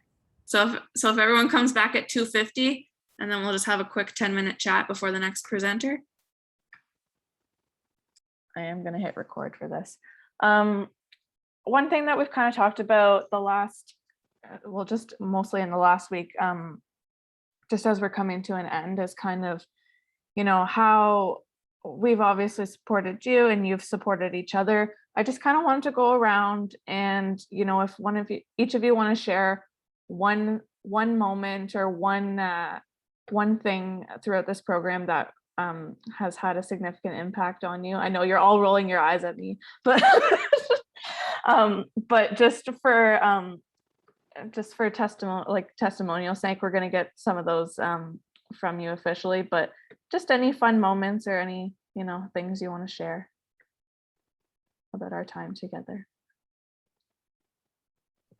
I'm sitting here and I'm like, what would I possibly say? And the easiest answer that came to my mind was thinking up something for brag and drag every week, because it forces you to analyze what has been going on around you and be like, pick something positive out of it, as well as something that might not be so positive, or may have a positive spin on it at the end, or if you look at it from a different perspective. But having to come up with something for brag and drag, I think, was really impactful for me. I love that answer. It's true. We used to do that in improv all the time. We called it rose, thorn, bud. I think Alex was the one who had called it that. Yeah, we used to do that every single week, and it trains your brain to focus on the positive. And going back to what Nicole Snowblin said as well, practicing gratitude and everything, those are really great moments to carry forward after this. So I challenge you all to maybe meet once a month and do a brag and drag challenge together, or keep in touch. Does anyone else have anything they want to share? And if not, I'll just pick on you. I'll go. Let me just go through my notes. That's not a note or two. Rachel, are you gonna go, or do you want me to go? You want me to go? Okay. I think probably my biggest takeaway from this is just that no entrepreneur ever has it figured out. And I was talking really briefly with Kelsey yesterday when I saw her. I'm a huge perfectionist. And so becoming an entrepreneur is kind of I don't know, I think it's a little funny sometimes, to me, because I'm the queen of not starting things because they have to be perfect the first time. So for me, it's like seeing that I'm in the same boat with everybody, and even hearing from like past leapers and people who quote unquote have it all figured out on like what they present to us on social media, and knowing that they're also just rolling with the punches. And I don't know, do we ever get it figured out? Like, I know Dave's a serial entrepreneur and has done a whole bunch of different businesses in the past, but like, I don't know, I feel like it's just been a very reassuring process to me to know that it doesn't have to be figured out completely before you attempt something. Absolutely. I feel like, oh, sorry. I was just going to say, I feel like I've had that conversation with many of you over the course of this program. So you're certainly not alone in that thought, Ashley, that's for sure. Myself included. Okay, I'll go now. I was just thinking, like, for me specifically, there's been a lot going on in my life in the last little while, so it's been hard sometimes to get motivated to do all the things that we need to do all the time. And sometimes I'll just feel like I have so much stuff to do. I'll get stuck just like looking at the computer and I'm like, I don't even know where to start. But I think through Leap, getting to meet all of you guys and all these different people that came to speak, what they were talking about, I made really good notes so that when I do find myself in a position like that, I can go back into my notes and say, okay, well, I don't know what to do, but here's something, and I can start with this. And then it helps me kind of get my thought process like back on track, because I'll start doing something and then I'll just keep going and going and going.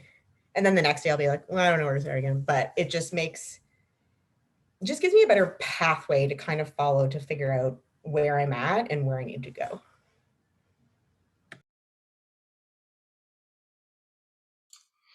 You know what? I can actually kind of relate to that too, because that's similar to my thing. The thing that I really took away from this, or what helped me a lot, is I had a pretty upsetting moment when my flyers didn't have the impact I was hoping for. And I don't know, I kind of feel like if I didn't have this kind of extrinsic motivation from this group and from Dave and talking and having office hours and everything like that, I don't know if I would have kept going. I would have felt like there just wasn't a market and I wouldn't have had the strength to keep trying things out. And I don't know, I think I owe it to Leap to, have got my feet back under me and, got up to the still a small amount of clients, but, a decently profitable year compared to the beginning. So yeah, I'm kind of with you on that one, Rachel. The motivation and, just having people who, have kind of have expectations for you to keep going, it helps out a lot.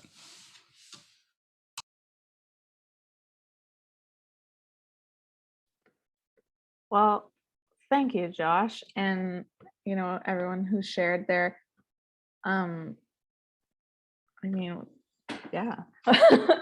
Sorry, lost my train of thought, but we're happy to hear that you guys, have gotten value out of this program, and that, there are some key things that you're going to take away with this. And so that's lovely. Our speaker has arrived, so I'm going to let her in, and then anyone who didn't get to speak that still wants to share, we can finish it off the day at the end. So I'm going to let Maria in. Maria is joining us from Futurpreneur Canada.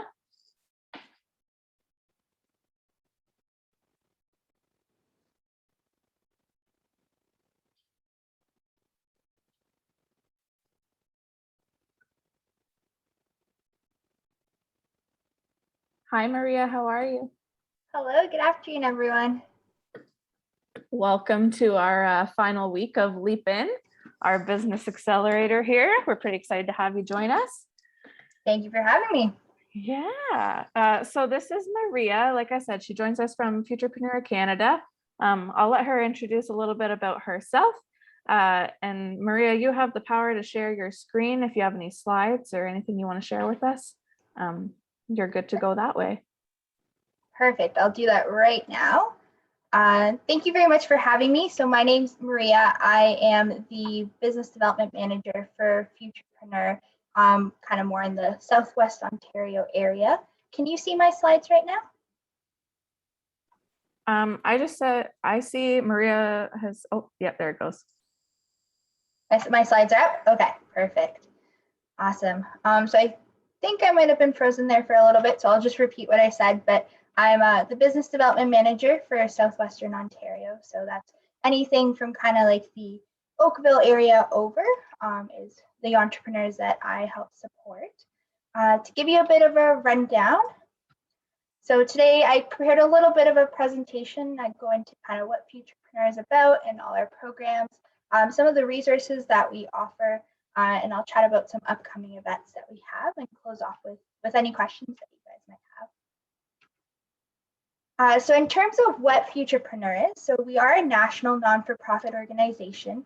The idea behind the organization, we're here to support young entrepreneurs that are in the startup stage, so around the ages of 18 to 39, and we offer financing, mentoring, as well as other educational resources. For those in the room that maybe don't fit that definition, we do have resources that you're welcome to take advantage of, and I'll mention them as we go through, kind of where there's age restrictions and where there isn't. In terms of some of the impacts, so we have been very fortunate to support over 13,000 entrepreneurs, and we do have over 3,000 mentors that work with us to try and support the entrepreneurs that go through our program, which is great to see. We find that on average, our entrepreneurs, as they grow, they are able to build their teams and have created approximately 5 jobs per businesses that they've created. We do offer 4 financing programs. The first one being for entrepreneurs, the second one for Indigenous identifying entrepreneurs, and the third one for Black identifying entrepreneurs. Those 3 make up our full-time program. So for entrepreneurs that are all in and are thinking of dedicating full-time hours to their business. And then we also offer a side hustle program. And that side hustle program is for entrepreneurs that may be currently working and want to start something on the side, but continue working in their full-time job. So the startup program offers up to $60,000 in an unsecured loan. It is a partnership with BDC, so up to $20,000 comes directly from Futurpreneur, and then up to $40,000 comes from our partnership from BDC. All of our programs also offer 2 years of mentorship, so you would work with our mentorship team to try and identify who might be a good fit in that area. Generally, you'll get to chat about where you feel like you're a rock star at your business and where you would like to hear some more advice and support. Throughout our application process, if you do need additional support, we do have our entrepreneur in residence available. His name's Dominic. He's great. He's worked for various years with entrepreneurs and has also launched his own enterprises as well. Throughout the time that you're with Futurpreneur and even after you've kind of paid off the loan, you do have access to specialized Futurpreneur opportunities and networking events, once we get to all meet in a room again. For right now, they're all digital, but in the future, we hope to be able to connect in person as well. Our second program is for Indigenous identifying entrepreneurs. It is very similar to our general program. It offers up to $60,000 in unsecured loan, but we do have a full Indigenous team that identifies it as Indigenous that's here to support entrepreneurs in this program. You also have access to 2 years of mentorship with the loan and the support from our entrepreneur in residence. And the Indigenous team does work with partners throughout Ontario and Canada to create specialized opportunities for entrepreneurs in this lane. Our newest program is our Black Entrepreneurship program. So this program launched, I want to say, somewhere in like the March time. The program does offer a full team of lived experience, BDMs, CRMs, and the entrepreneur in residence. On that team is also an entrepreneur with lived experience. It offers up to $60,000 in an unsecured loan. This is a partnership that we have with RBC. So up to 40,000 comes directly from Futurpreneur, and then up to 20,000 would come from our original BDC partnership. With this program does have a special feature to it. It has follow-on financing.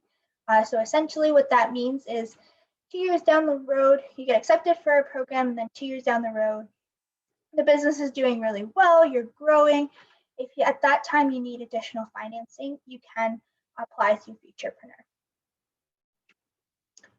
To be eligible for our full-time programs, you do need to be between the ages of 18 to 39, either a Canadian citizen or permanent resident.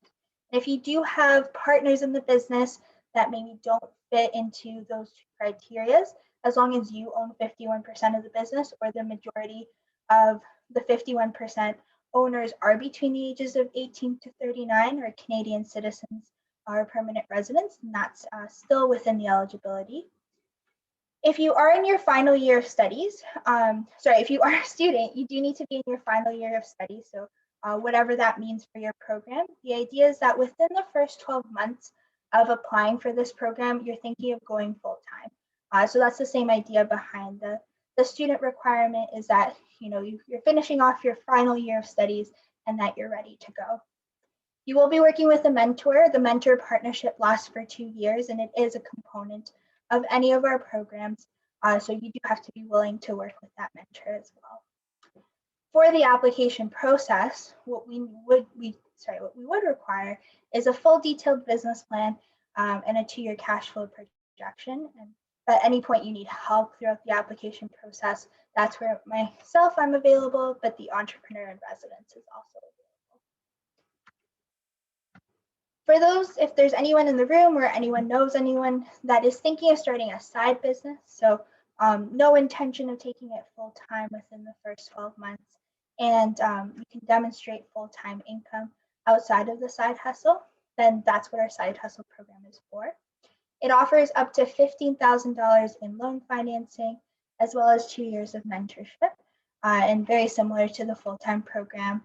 We would chat about, where is it that you feel like you're a rock star at? Where is it that you feel like you need a bit more support and advice, and try and connect the mentor in that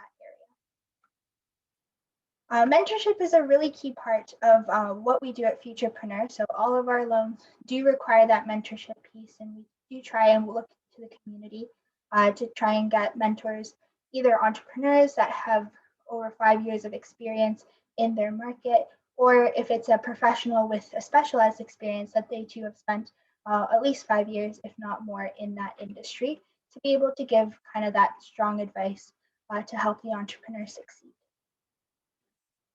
So in addition to our financing programs, we also do offer resources. These resources are open to any entrepreneurs, does not matter age, location, anything to that effect. We do have on our website a business plan writer, and that business plan writer includes templates in terms of kind of different industries and what business plans might include, whether you're starting at the beginning or you're trying to kind of tweak your business plan for whatever opportunity comes next. There is also our entrepreneur in residence that can offer support and a cash flow template as well on our website. Essentially, the business plan writer, this is kind of what it would look like on the beginning side. It does offer more of a guided approach, so a step-by-step kind of, here's the question, here's a box where you can put in the answer. It does have a bit more of information as to kind of what is wanted in each section. As I mentioned, there are sample business plans on the website. They are organized by industry in the same area as the business plan writer. So this would all be found under our tab that says resources on our website. And then we do have a cash flow template as well. This one's in Excel. There is a couple of tutorial videos that you can watch run by our entrepreneur in residence, or we do run events that talk about some of these resources as well and how to get started or how to continue with them. So in terms of upcoming events, right now through the summer, we're running something called Build a Business Plan. The idea behind this is myself and the team from Ontario broke down the business plan and does lunch hour quick meets around what to talk about in those sections. The idea is that we do about a half an hour breakdown of what's in the actual section. Usually it's less than that. And then we go into breakout sessions. And those breakout sessions are there for a couple of reasons. One, an opportunity for you to ask any questions about that section in particular. There's always a Futurpreneur staff lead member there to answer those questions. But what we found that entrepreneurs are mostly craving right now is that opportunity to connect with each other and chat about their businesses, their struggles, and kind of how they can get to the other side of COVID or whatever challenge it is that they're having right now. So that's another opportunity in those sessions to be able to do that as well. And we have seen it through the past sessions that we've run. So the next sessions that we're running for that series will be on July 21st, 28th, and then we'll start it back up in August, talking about the beginning parts of the business plan again. If you are interested in applying to any of the financing programs, on August 5th, we will be running a how to apply session. So that one you're also welcome to attend as well, and learn a little bit more about the application process and kind of what is involved in that area. We are running a series in September called Rock My Business series, similar to the Build a Business, but I would say a bit more intense. That series talks about from idea stage all the way to the cash flow stage. They're about 3-hour sessions. Again, great opportunity also to network with other entrepreneurs. Most of the sessions include breakout sessions and a very, very active chat. So it's great to see how in digital times entrepreneurs are still connecting and chatting about their business. If you do attend at least 2 of the 3 sessions, you can connect with our entrepreneur in residence and chat one-on-one about your business. If this is something you're interested in, you can go to futurpreneur.ca/rockmybusiness and you'll see all the upcoming dates. The dates are spread out across Canada and across the month of September. You can attend any province. So just because it says Ontario for one session doesn't mean you're not welcome to attend the sessions in the East Coast or the West Coast or the Prairies, whatever fits your needs and wherever you might want to make those connections and talk to entrepreneurs in that area. If you are looking for more information, I'm happy to ask and answer any questions that you have right now, but you can also send me an email, or you can use the futurpreneur.ca, How We Help Ontario, to get in contact with the right person. So thank you so much for your time. I'm happy to answer any questions that might have come up as well.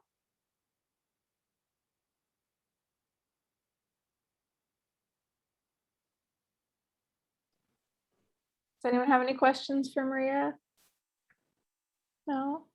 That was super thorough. I appreciate that. Thank you, Maria, for sharing all that information with us. And we're definitely going to promote some of that stuff in our newsletter as well. I actually have a question, Maria.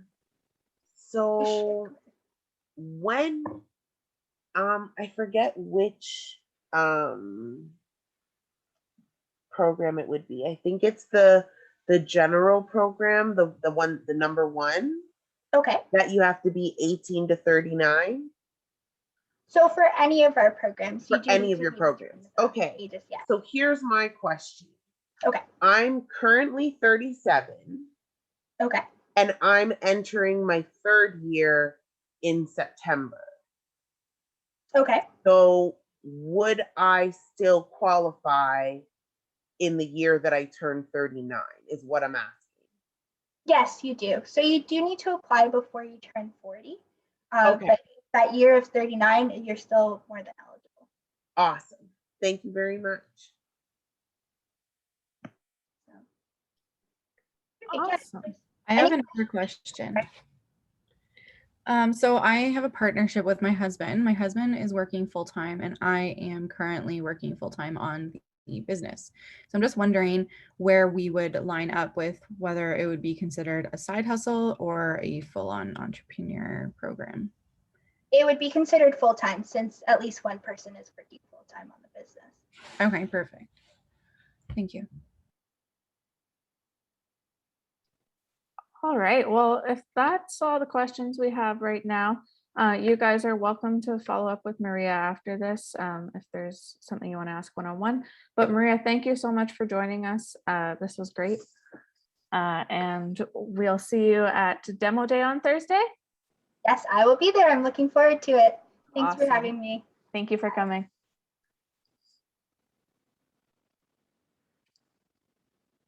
Alrighty, guys. Our last speaker is in the room, in the waiting room. So I'm going to let him in. You may all be familiar with him. It is our good friend, John from TechAlliance. He's going to share a bit about their services.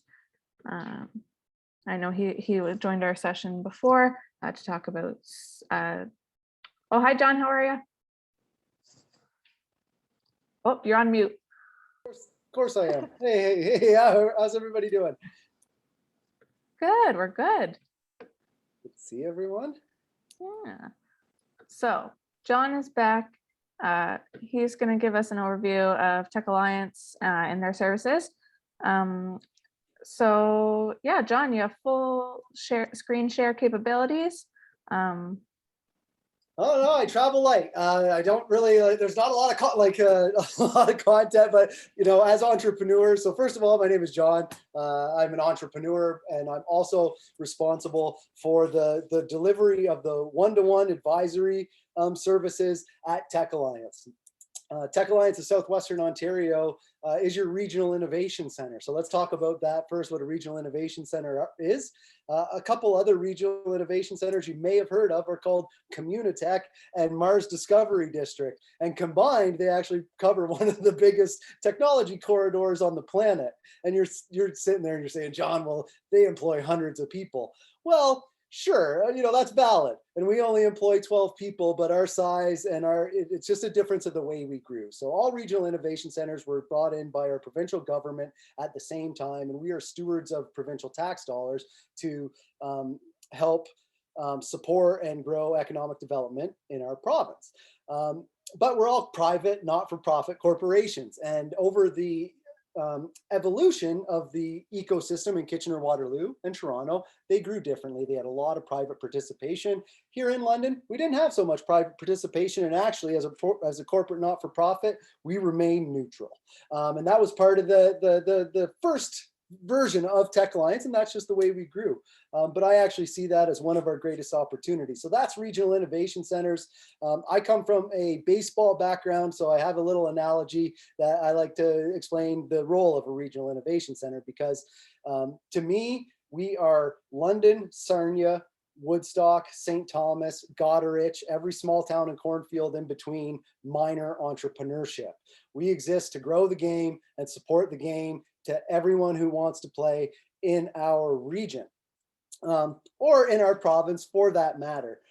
We all have a little bit of a different specialty, but to continue on this association analogy, we have the one-to-many things for casual players and for, you know, the house league players who aren't playing competitively. So we have one-to-many experiences. Just this morning, we did a fireside, like a podcast style fireside chat with 3 founders who have either acquired a company or been acquired. So we create content like that, some real lived experience for entrepreneurs. So that's kind of one-to-many experiences.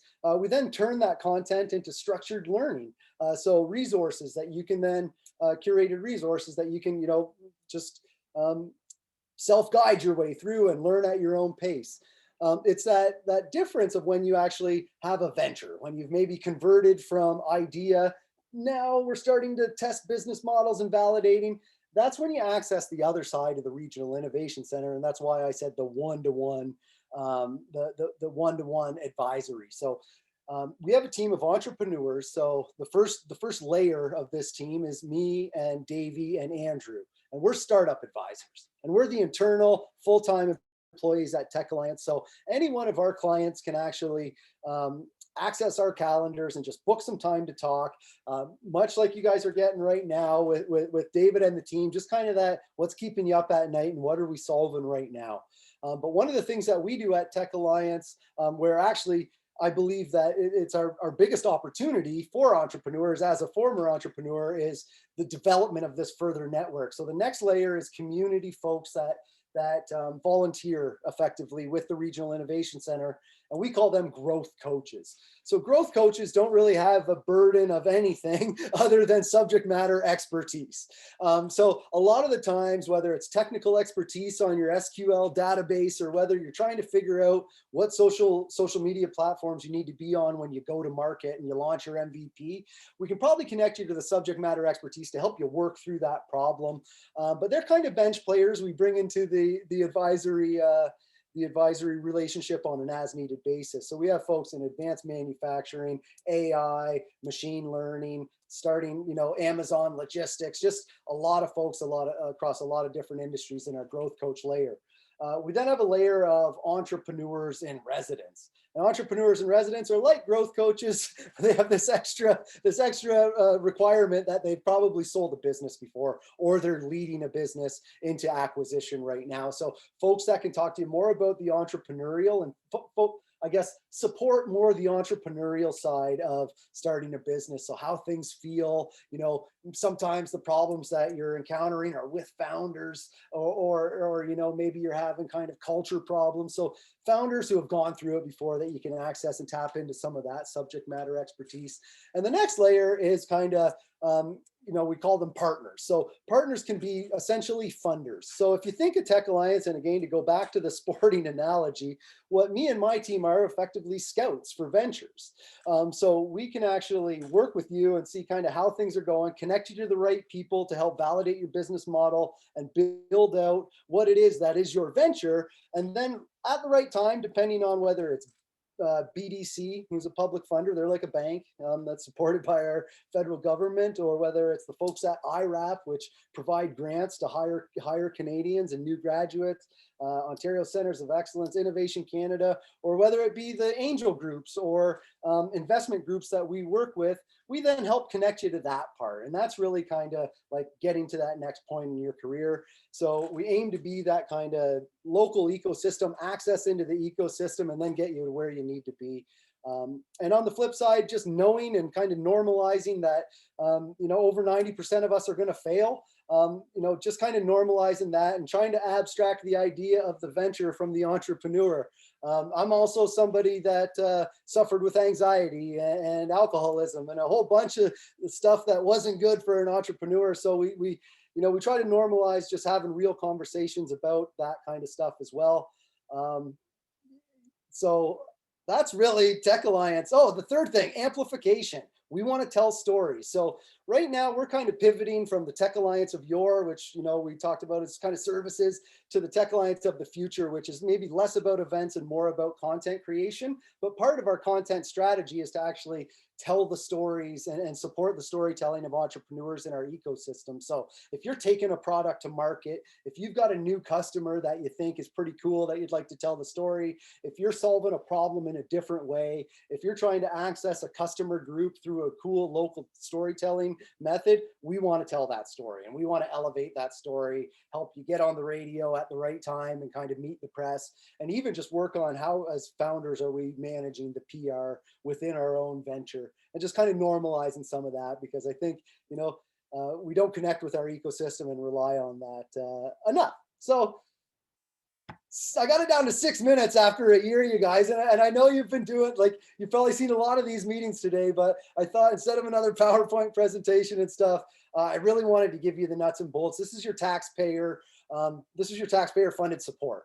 The thing is, the government wants data in return. We report to them how many jobs you've created and how much revenue you're generating. And it's okay not to be generating revenue and employing people. You still get access to the supports, but we can't influence the supports that we get from our government without that transition of data. So that's how you access all of this for free. So with that, I'll open the floor up to anyone's questions. Anything I can help you with, anything that's keeping you up at night right now. We got another few minutes, or David, Kelsey, you guys are move on to the next one too if we want to save some time.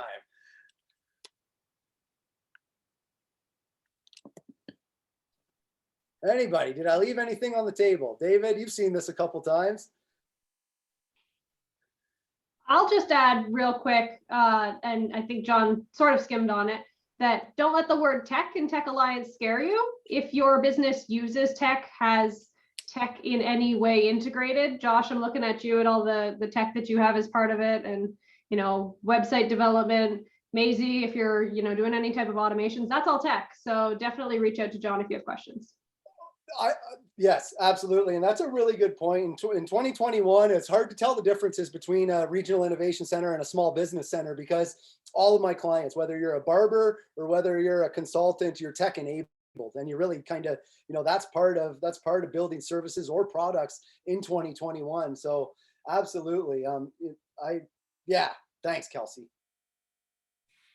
I think the only other thing I would add, guys, is I know I've said this before, I'm just as a reminder, TechAlliance's reach from a networking perspective is extremely vast in relation to all of our other community partners. So, if we've said this many times throughout this program, that networking and building those connections is key. John is a bit of a social butterfly, I would say, definitely. And if you're looking to make a connection, even if it's just a casual conversation or trying to find help in some capacity, the team over there, they'll know somebody. If they don't know themselves, they'll be a good recommendation. So, exercise your networking muscles. Don't be afraid to reach out to not only TechAlliance, but the other organizations you've seen here today. Yes. Yeah. And to that point, David, thanks for the endorsement. I always, love getting together with you. But if anything, what we're known for is some pretty honest feedback too. And it's all from opinions and lived experience. So just a second set of eyes to kind of work through some problems and stuff too. If, long nose don't behoove us in anyone's business. So if you're kind of looking for that, we're happy to validate and kind of go through that. Tracy?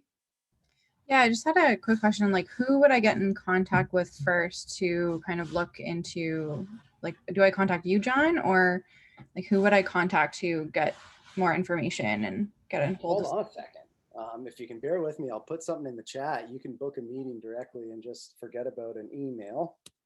Perfect. Oh, sorry.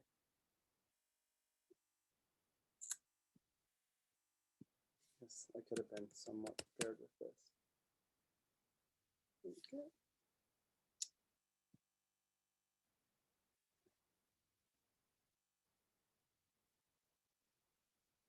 There we go. And I will just drop in the chat. Just while John's doing that too, like TechAlliance does a lot of events. So John went over it, but we promote a lot of them in our newsletter. But if you're not subscribed to the TechAlliance newsletter, they'll blow up your inbox with a bunch of useful stuff. So I would definitely recommend subscribing to that list as well. So that's how to get right into our kind of venture discovery. It's a half-an-hour discussion. Tell us your story, what's keeping you up at night, and how do we add value? And we can usually navigate pretty quickly, figure out an action plan from that discovery. And then, ultimately, as founders and stuff, we're trying to stay out of your way, and we're trying to not slow you down. And so that's really just kind of looking for those areas of value. And we'll be honest in terms of kind of where we can get in and do this stuff. But the storytelling is always a really good, for young companies, the storytelling is just a really good part. And I think the subject matter expertise connections are also pretty darn valuable. Thank you, everyone. It's always a pleasure to come here. You guys, David, I say this all the time, like any way I can support you guys and your mission at Leap Junction is always highly encouraged. And we're always happy to kind of work this way or in any other way to kind of get involved. So thank you guys for doing what you do. Thank you, John, for joining us and, guiding our entrepreneurs into the future. We appreciate it. All right, everyone, with that, have a wonderful day. And if you can, get outside and take some deep breaths. It really helps. I promise. Okay. Cheers, everyone. See ya. Thanks, John. All right. So I know that was a lot of listening today. Thank you guys for, but I hope that that you got some useful information and some useful connections to follow up with in the future. I just want to circle back to the conversation we were having before Maria joined us. Kelsey, I'll catch up. We were just going over just some different impactful moments of Leap In and different ways that we can support each other afterwards. So if anyone else wanted to go, Tracy. So everybody's like comments were like spot on, first off. And I also wanted to add, for me personally, like just the sheer amount of volume of information was really helpful. It's caused us to do a lot of reflecting, like at the beginning, like where do we want to go? And like we're constantly going back to like, okay, but is this helping us get to where we want to go, rather than just helping the here and now? Like we're really reflective, and I think Leap In has really made us become very reflective of where we are and where we want to go. So.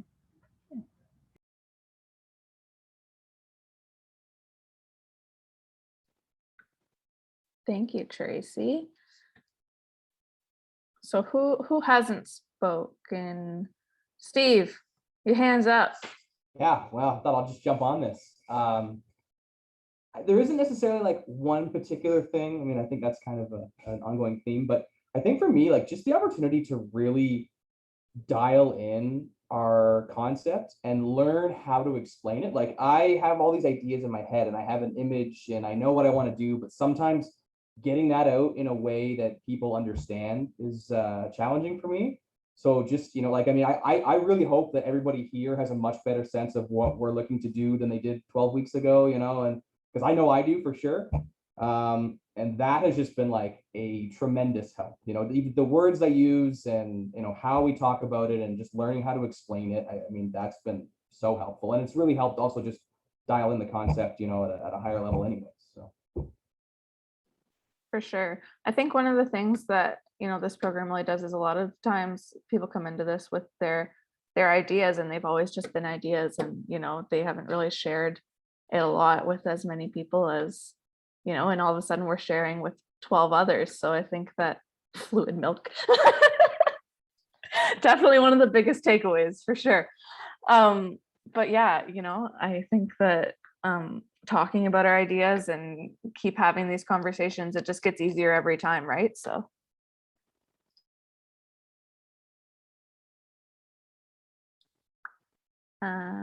Who else? Cecilia, Brooke. Did you guys, Brittany? I can go. This kind of relates to Tracy talking about the resources, but I feel like running a business makes me very anxious for some reason. I feel like the CRA is gonna like knock on my door and be like, your taxes are wrong, like every day for some reason.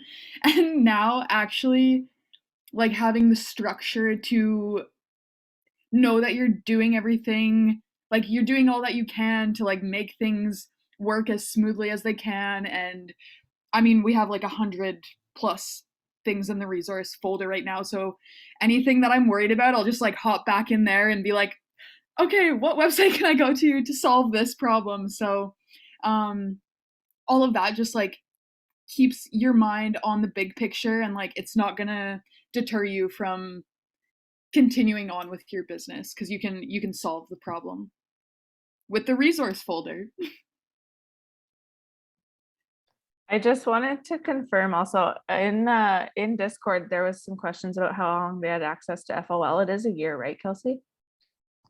Yep, you'll be in there until we have to enroll the next group. So a little less than a year because you'll get kicked out probably May 2021 when we enroll the next group. I guess maybe April. You should probably have it all out by April because they'll take some time to actually upload it.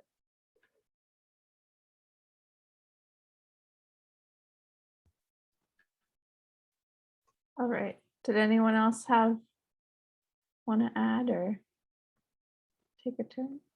I can go. I think it was Ashley that said this that I can kind of relate to, but my biggest takeaway is probably knowing that I'm totally not alone in all of my fears as a business owner. I actually came very close to like not even applying to LEAP because I was just like in the mindset of I am not capable of that. Like there are too many things that I cannot do. But I've just kind of realized through LEAP, like you can accomplish pretty much anything if you ask the right questions. have the right people around you. So that was like a huge eye opener for me.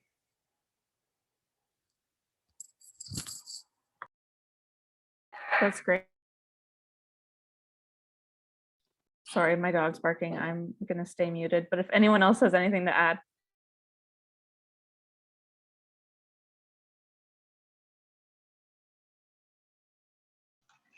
Kind of on Steve's point, I feel like I've learned more in Leap In than I did in 2 semesters of entrepreneurship at Fanshawe. They should really be taking notes from Leap In. We have that recorded, right? Yeah, we do. All right. I'll let Dave Dave Moreland know. I'm texting Dave Moreland right now. Tell him I'm sorry, but it was a great program, but like Leap In, just like it has a lot more things that you wouldn't have considered before. Like, you know, like our first week, like we didn't have any of that in like the entrepreneurship course. And it's just like made me think about how I want to run my business like a bit more. Like I'm considering hiring a bookkeeper and stuff like that. And it's also just been nice having people that understand the struggle, because like I can go to my art friends for art things, but I can't go to them when, you know, something's going wrong with my business and they're like, oh yeah, that sucks, man. Sorry. Yeah, it's definitely more helpful feedback probably provided by people who are in the same situation. So that's kind of what the program's all about. If who hasn't gone? Brittany, did you go? Not there. That's okay. Regardless, like I said, we are going to send out a survey after Leap In is done and kind of capture some testimonials from you guys. But that brings us to the end of our day today. And no one else wants to share. Dave or Kelsey, did you have any reminders or updates that everyone needed? Nothing I can think of at the moment. I think we're okay. I do have a couple. I know I wasn't here for the majority of the day, so hi everyone, nice to see you. Couple things that are reminders. I know we're going to talk a little bit more extensively about demo day tomorrow, right, Jenny? But I'll just give you this advanced warning that I assume that this is something you know, but you know what they say about assuming. We will need you present at demo day with your cameras on. So if you do not live somewhere with a connection that is going to facilitate that, you can make arrangements to come into the college for that. Fine, yes, we will have to shower. I know life is hard, I hear you, but yes, please plan to be present with cameras on during demo day and dress to impress. Yes, I agree. This is a professional networking opportunity, so please dress likewise. Your backgrounds should be neutral and an expression of your business if possible. Virtual backgrounds are definitely encouraged. And however you would like to do that, if you have product behind you, that's great. If you have a photo, that's great too. If you already sit in a neutral location, that's also fine. Cecilia, you have a question? Yeah, so other than the breakout rooms, like Yep. QA, we don't have to do any public speaking, right? Like we don't have to have anything prepared. It's just the videos and then the breakout rooms. Yep, as long as your video has been submitted to Dave and he has approved that that is a video that is good to use, during the first hour, you will be sitting there. You can stay on mute and you're there just to be present, and then we'll put you in the breakout rooms, and then yes, you will be unmuted and responsible for facilitating your own breakout rooms. But if I can give an example from last year, we were seeing, no more than 1 to 6 people per room. So we're not talking all 50 people are coming to see you at once. Yeah. Okay. And how much time will we have in the breakout rooms? We will leave them open for an hour, but we found last year after about half an hour, most people dropped off, and it was kind of your close friends and immediate family that had stuck around just to sort of say hi to you. And by 45 minutes in, I believe everybody had finished their breakout rooms. Okay. Again, we'll talk about this a little bit more tomorrow, but I just wanted to give you some advance notice in case any travel or childcare types of arrangements needed to be made. The other thing that I would like to, I noticed Jenny mentioned a survey. Something else that I would like to make you aware of is that, and you know this already, Leap In is a part of Innovation Village, which is the project that Annette has come and talked to us about. It's the big construction at our Oxford Street campus. It's also how we're going to get a new office in 2023, which is going to be shiny and new.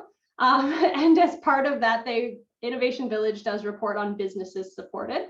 Since you've all come through this, you are no longer now a student supported, you become a business supported, which would be really wonderful if we could collect some statistics about that for you. This is an optional program, but it would be really great if you would be willing to. I will send out an email after Leap In is done. If you consent to have some stats collected about your business, let us know, and we'll have one of the CSRs in our employment team follow up with you with some logisticy business questions, things like, business number if you have one, and HST number and projected revenue, that type of thing. So just a heads up, that survey will be coming out. I think that's everything I have. Alrighty. Well, if that's everything, then I will let everyone enjoy the rest of their Tuesday. Yeah, Tuesday. And we will be back tomorrow at 1 for our community panel. So we have some interesting folks that are going to be joining us there. And yeah, so well, Big Leap Junction wave. And if anyone has any questions, we're here for the next little bit. Just wanted to say thanks again, Ashley, for the goodies. Yes. Oh my goodness, You're I ate one at welcome. lunch. That chocolate cookie sandwich changed my life. Aw, yay, that's the feedback I want to hear. Oh my goodness. My husband wanted it, so I said I'd split it with him, and now I regret it because I didn't get to eat the whole thing. So he's not getting my other one. That one's, I'm just gonna hide it from him. It was so good. Oh, well, I hope everyone enjoys their treats, and Jenny, I'll get you some. So just email me your address. Sounds good. Thanks, Ashley.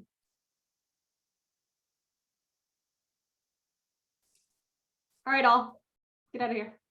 Bye, everybody. See you tomorrow.